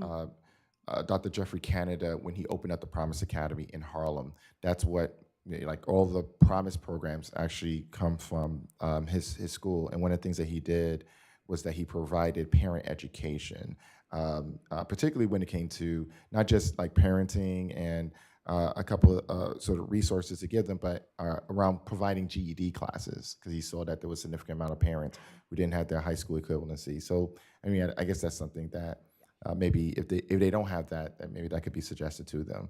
Okay, so that's probably under education, because that's ongoing, right? Yeah, that's ongoing, and yeah, it will be at the school to help support the parents. Okay, and the Emeryville Pride, that's event. Okay, Correct, yep. and early childhood music project, that's arts, right? Yeah, so that's at the ACDC, where they hire an instructor to come in and do music classes for the kiddos there at ACDC. Okay, and that's ongoing. Yeah. Okay, jazz on Sunday and jazz concert series. Yep. Yeah, I've been to those. They're amazing. Yeah, really, yeah, they're amazing. So that's art, right? That's okay, and that's ongoing as well. Correct. Okay. The 2026 Summer Camp Scholarship Program. Yeah, I didn't know whether that's education or if that's like body and wellness. It would be, it's a combination of education, but it's also about introducing youth to a sport that they may or may not have access to, which is gymnastics. And gymnastics tends to be an expensive sport. Of course, thank you. And that's ongoing. Yes. Okay. That will be for their summer camp program, which is what they run that. Got it. Okay. And so Artists in Schools program, that's education. Yes, correct. Yes, okay. It's in the schools for TK through 5th grade. Okay. Thank you. And Misfits Combat, that's also like around the athletic kind of. Well, okay. it's self-defense. They're actually Self-defense, yes. offering free community programming for self-defense to the community. Okay, awesome. Okay, so that's around the sports and okay. Yeah, no, this is diverse. This is great. Yeah. Yeah, thank you. Thank you. Thank you for questions. Any further questions? Councilmember Pryforce. So we received something from Emeryville Historical Society, and this may actually be something I may need staff help with, which is that they're saying, okay, we can accept the grant amount, but is there a way to waive the $675 encroachment permit fee? Of course, in my mind, I'm like, I don't see a problem, but I do not want to open the way for the combined horde of Genghis Khan to come in and say, well, why didn't we get a permit fee waiver? And so can y'all help me out? And I can speak just in general too. There are other fees that other applicants will have to pay. For example, anyone that is renting our parks, they still have to do an application fee, and they still have to fill out that process and pay for their space in the parks. So it is across the board. It's everyone is possibly going to have to pay something through the process. Councilmember Pryforce. So I have an idea. So I think last year we talked about technical assistance. Is there a question or Yeah, something for discussion? Yeah, no, it's a question. All right. So we talked about technical assistance. So is it possible for us to sort of move some of those fees that they have that could help them in terms of, because essentially they're getting a grant from the city to pay the city a fee. So if we remove or just move it over, and then and so we pay for those fees for those who applied and maybe even those who didn't get it, right?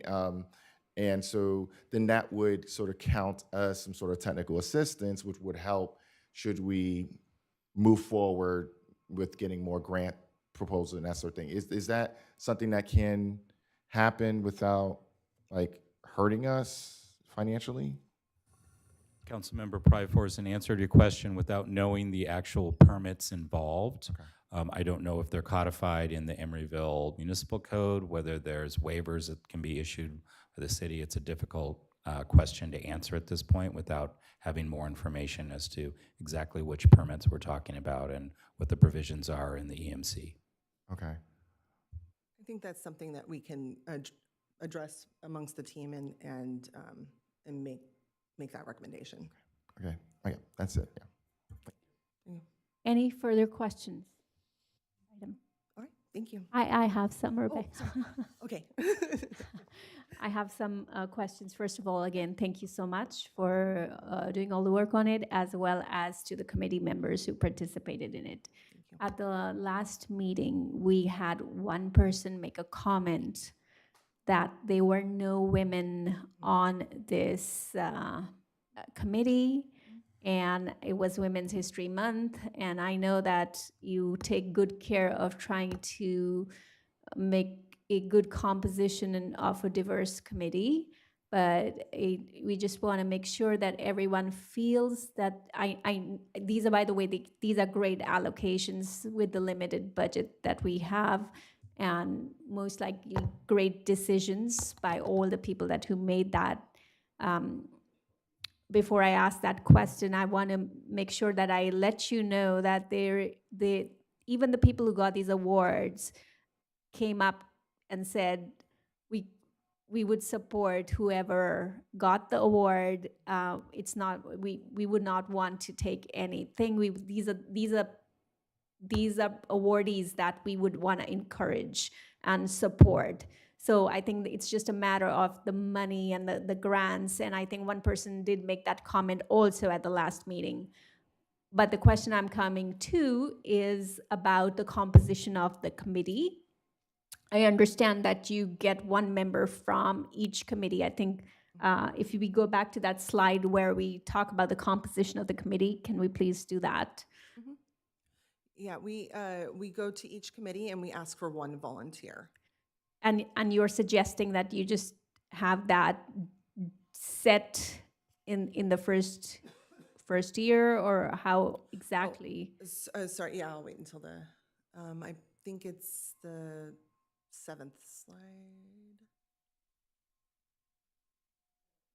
Yeah, no, the other one, the one listed as I think it's slide number 5 or 6. No problem. That one back. Yes, thank you.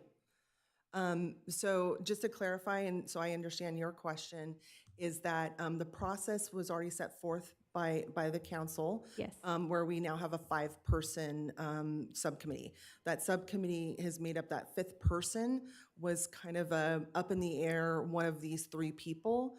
What I'm asking for the change is to make that with the continuity, more clearer for each of those committees of those 3 rotation, and not changing the makeup of those 4 main subcommittee members.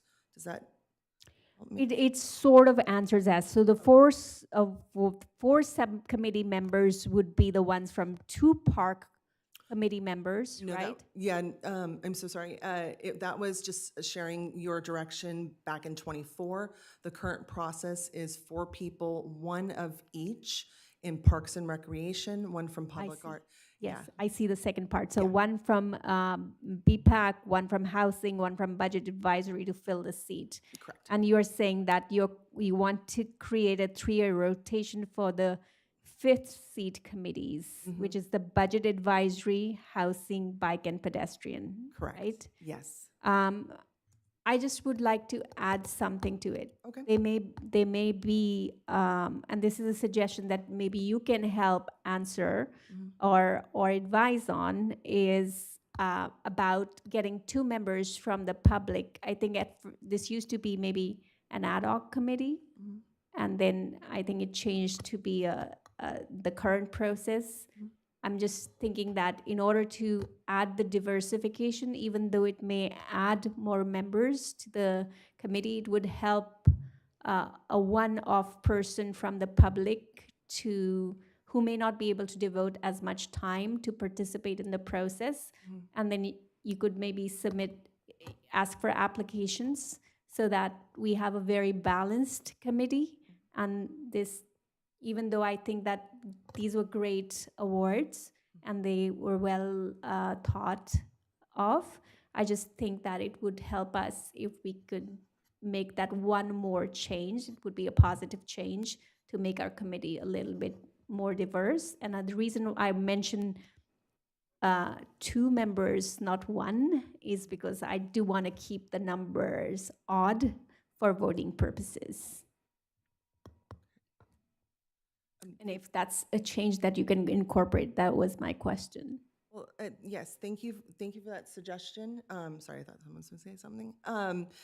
2 members from the public is the process. So the reason why we use advisory committee members is because they're already key members of our public. They're an important part of our group, already established. They're already giving their time, energy, and effort to volunteer. And that has been why it's been so successful over the last couple of years. Adding 2 members, although I completely understand getting more value of voice, the larger the group, the longer the process. We were in here for about 4 hours between the interviews and the deliberation. This was actually a record year of us actually getting done within a reasonable amount of time. There was one year where we were here until almost 11 o'clock at night deliberating. So just keeping that in mind, that it does extend the process. And when we already have very well qualified community members who live here, breathe, love our city, and are giving back in this way, in addition to what they're already doing. Mayor Carr, if I could just add, the subcommittee composition is not an item that's on the agenda tonight. What's on the agenda is the grant awards. So I would just caution the council in terms of discussing, too far down the road, the composition of the subcommittee, because it will need to be brought back as a agenda item in the future if that's something that you do want to discuss. Thank you so much for that reminder, City Attorney. I was aware of it, but at the same time, I just wanted to make sure that it's a question that I ask because it was raised at a public comment. And again, thank you so much for answering or trying to answer that. I am actually grateful for the service of all the people who participated. Just want to make sure, I know the process shouldn't be longer than a council meeting at least. So having said that, I will again defer to you maybe with any more suggestions that you can come up with to address the last public comment or feedback that we had on that composition of the committee. Thank you. And welcome that item to the council if it is raised. Any further questions on this? All right, seeing and hearing no further questions. Any online questions on this? No, Mayor. All right, thank you. I will ask for public comment.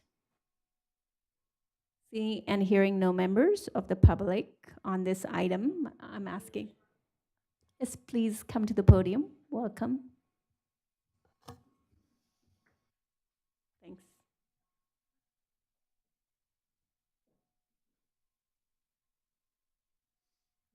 Good evening, Madam Mayor and Council. This program is very, very important to me. It's a program we've been engaged with for 30 years. Has an amazing origin. I think it adds a great value to the community. And I really appreciate the relationship it brings between the Oakland Public Library and the city of Emeryville. And I appreciate that it's also clearly important to you too, and we're continuing to work together. It really means a great deal to me. I also want to say I've spent 3 hours here watching local government at work. I'm very impressed with the committees. Hardworking, very efficient, very professional committees. And you also have my respect and admiration for what you do. It's comforting to be here tonight, especially when I see what's happening at the federal level, if you don't mind me saying so, to see a healthy, productive example of democracy at work. I hope that wasn't a little too melodramatic, but I had to say that. Thank you. Thank you for your comment. Any comments online? No, Mayor. Okay, that, any department head reports?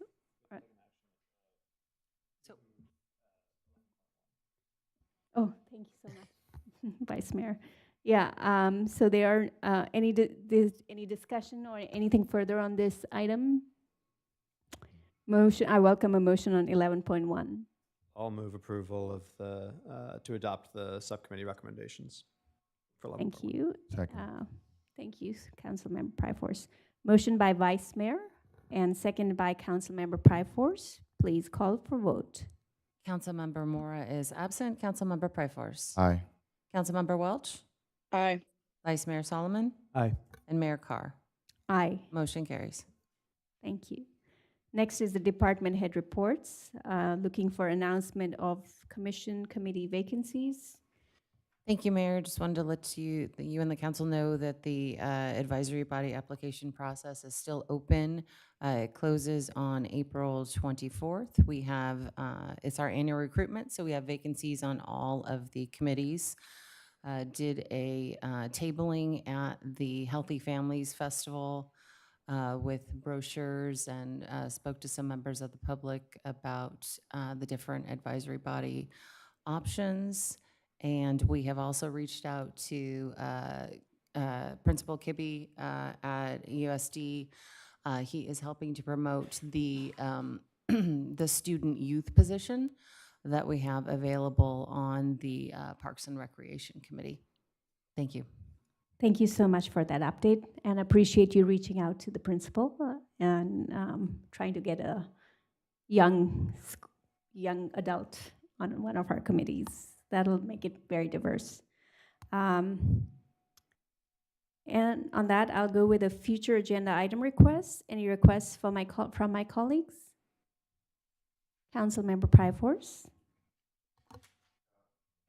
Based on the discussion that we have a future agenda, I got my notes are somewhere.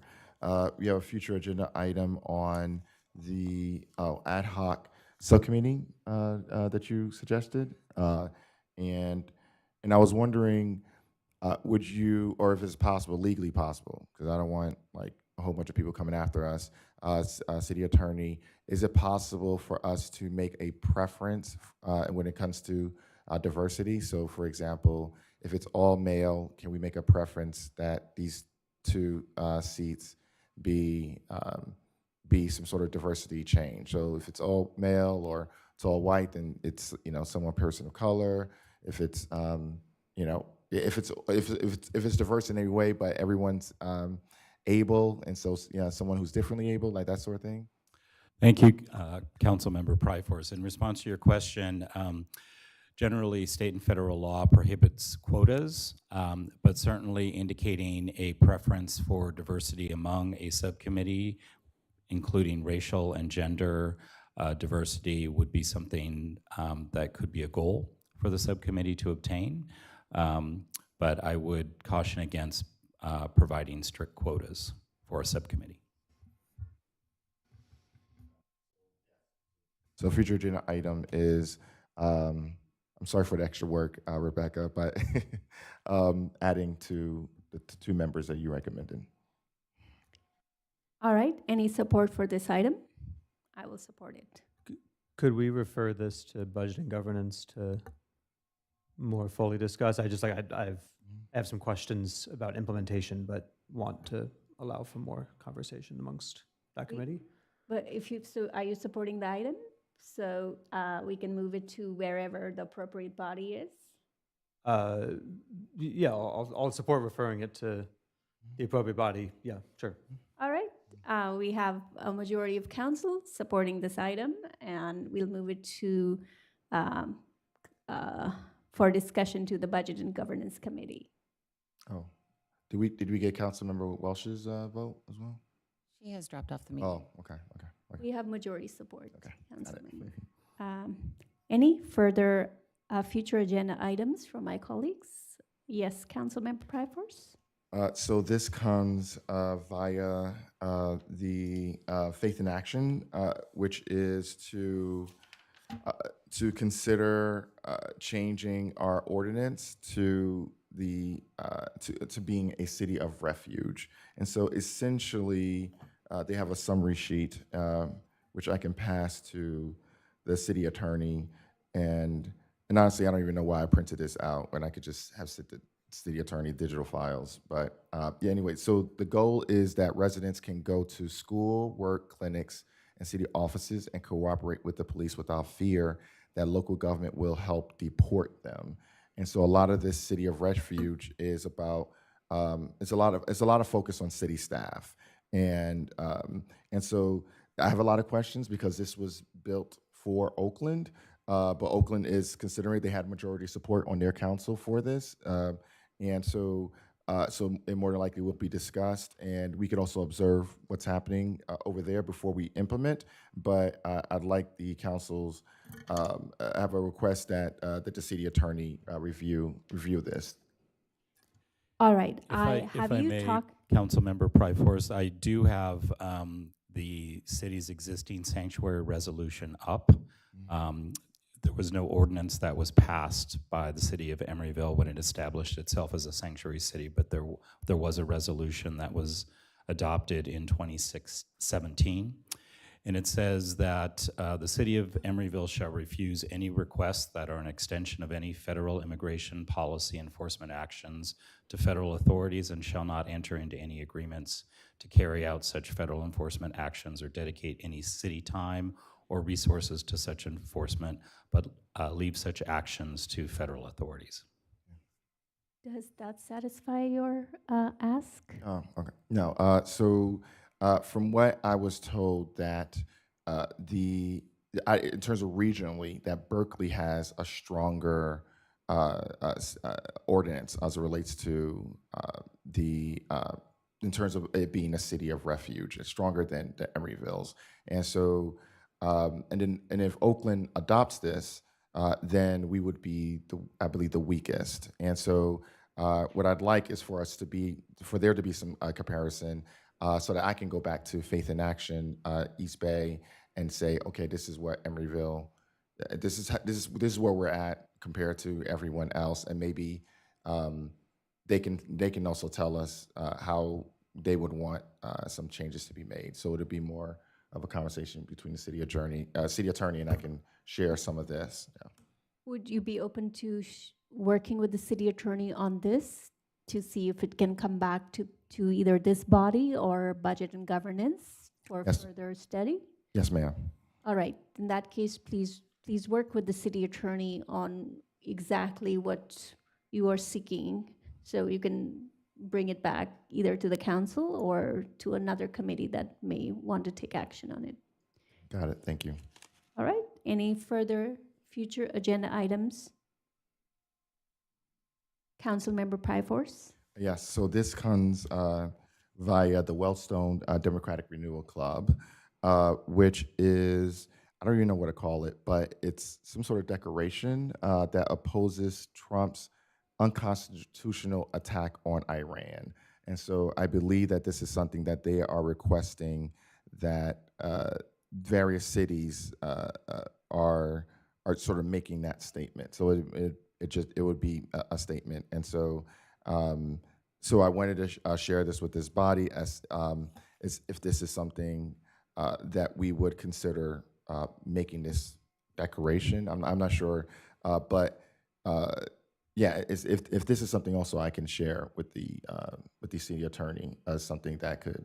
Yes, please share this with the city attorney to see if there's anything appropriate that action item that needs to be our future agenda item. Would that work? If this is a policy matter, Mayor Carr, then I suggest that the council just put it on the agenda as a future agenda item. It would be a resolution. It sounds like condemning the war in Iran, and would have whereas clauses and a resolution by the city council in opposition to the war in Iran. So I don't particularly have any legal concerns with that, so it's really a policy decision whether the council would like to put this on as a future agenda item or not. Are you proposing that resolution, that the council move for that resolution? Yes, Madam Mayor. Is there any support for this item? I will support it. Thank you. Any further future agenda items? Is majority support for this item? And any future agenda items? Please go ahead, Councilmember Pryforce. Don't worry about it. So I'd like to place on the agenda the Pledge of Allegiance to be discussed in these council chambers, and I will demonstrate.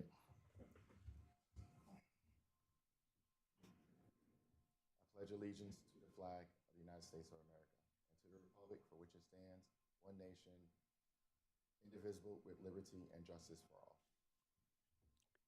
Is there any support for this future agenda item?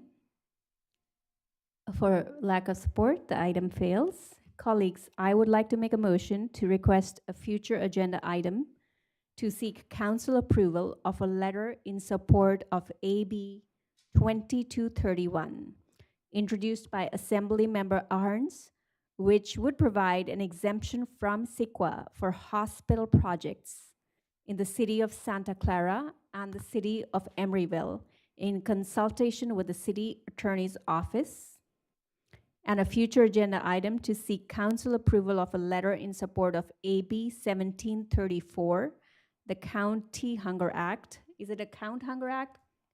It's a Count Hunger Act, not a County Hunger Act, introduced by Assemblymember Stephanie, which would require the California Department of Public Health to establish a 2-year pilot program to ensure that certain sets of questions linked to food insecurity are funded and covered within the California Health Interview Survey.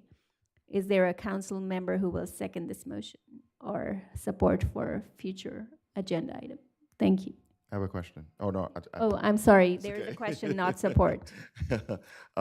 So is this two things in one, or is this the same bill? These are two separate bills. One is for the hospital projects to make it easier for them. And then the second one is for organizations like ECAP. Okay. So there are two separate items which would require the city attorney's input in authoring a letter of support to provide to the legislature. Can we do two votes then, so that we can support both? Because it's a little. Yes, Yeah, we can. Is there a letter? Is there a support for the CEQA exemption to hospital projects? Could I ask that we? I'm not familiar with these bills, so could we have the city's lobbyist provide some clarification to the council? I don't want to support something I'm not familiar with these. Sure, that's absolutely fine to have the support, but I just want to make sure that this can move forward through the city attorney's office for whatever support is needed. Do you need anything else from us? Just a point of clarification. If the council would like the city lobbyist to provide an opinion as to whether or not this is something that the city should support, I would defer to the city lobbyist before moving forward with a letter of support from the city council. Yeah, to be clear, I'm not offering support for this item. I'm asking for the city lobbyist to provide an opinion on these bills and. All right, in that case, I'm just going to have the future agenda item be modified to obtaining the opinion of the city lobbyist regarding these two bills regarding whether or not we should provide a letter of approval, which is what has been sought from our council. And then if we can get this as early as possible to provide the letters to the appropriate senators or assembly people moving these, we would appreciate that. Just a point of clarification, I think the city lobbyist would first provide that information to the council, and then the council could deliberate whether or not to move forward with letters of support. Okay, so when can we get that? We would have to check with the city lobbyist. I don't know what their schedule is. Okay, so I would request that be provided to us, hopefully at a date sooner than later, to make sure that we support if we can. Is this something that, city manager, you would like direction from the council on, or more of an operational question? Please direct your remarks to me, Vice Mayor. I'm sorry. Thank you. Is this something that we would need policy direction on from the council, or is it more of an operational thing that you could work with, Madam? This is a policy direction that was raised by the city attorney to bring to the dais. Yes, Councilmember Pryforce. Would it be possible for you to define what soon is, and if that's compatible with the city manager's definition of what soon is? Yes, it would be enough time to make sure we have the letters to the appropriate body before before the issue becomes moot. So I think our lobbyist has been very responsive to the needs of Emeryville, and we could just hopefully just put it on their agenda and they could bring us a recommendation. I have another clarifying question. When is the deadline for the bills to? City manager or city attorney? Mayor Carr, in response to your question, I have no idea. That would be a question for the city lobbyists. They could provide an outline of what committees these have been scheduled for, when committee hearings will be held, when it is expected to be heard in committee. That is something that we should confer with the city lobbyist or the city's lobbyist about in terms of state legislation. Would that? Oh, and the question would be for you. When you're thinking soon, are you thinking like by next council meeting, in the next 6 months, 8 months? What are you thinking? I would prefer it sooner than later. I think our city lobbyist is very responsive, and I think they get a response. The turnaround is quick. So whenever they can be scheduled to come and present, that would be good.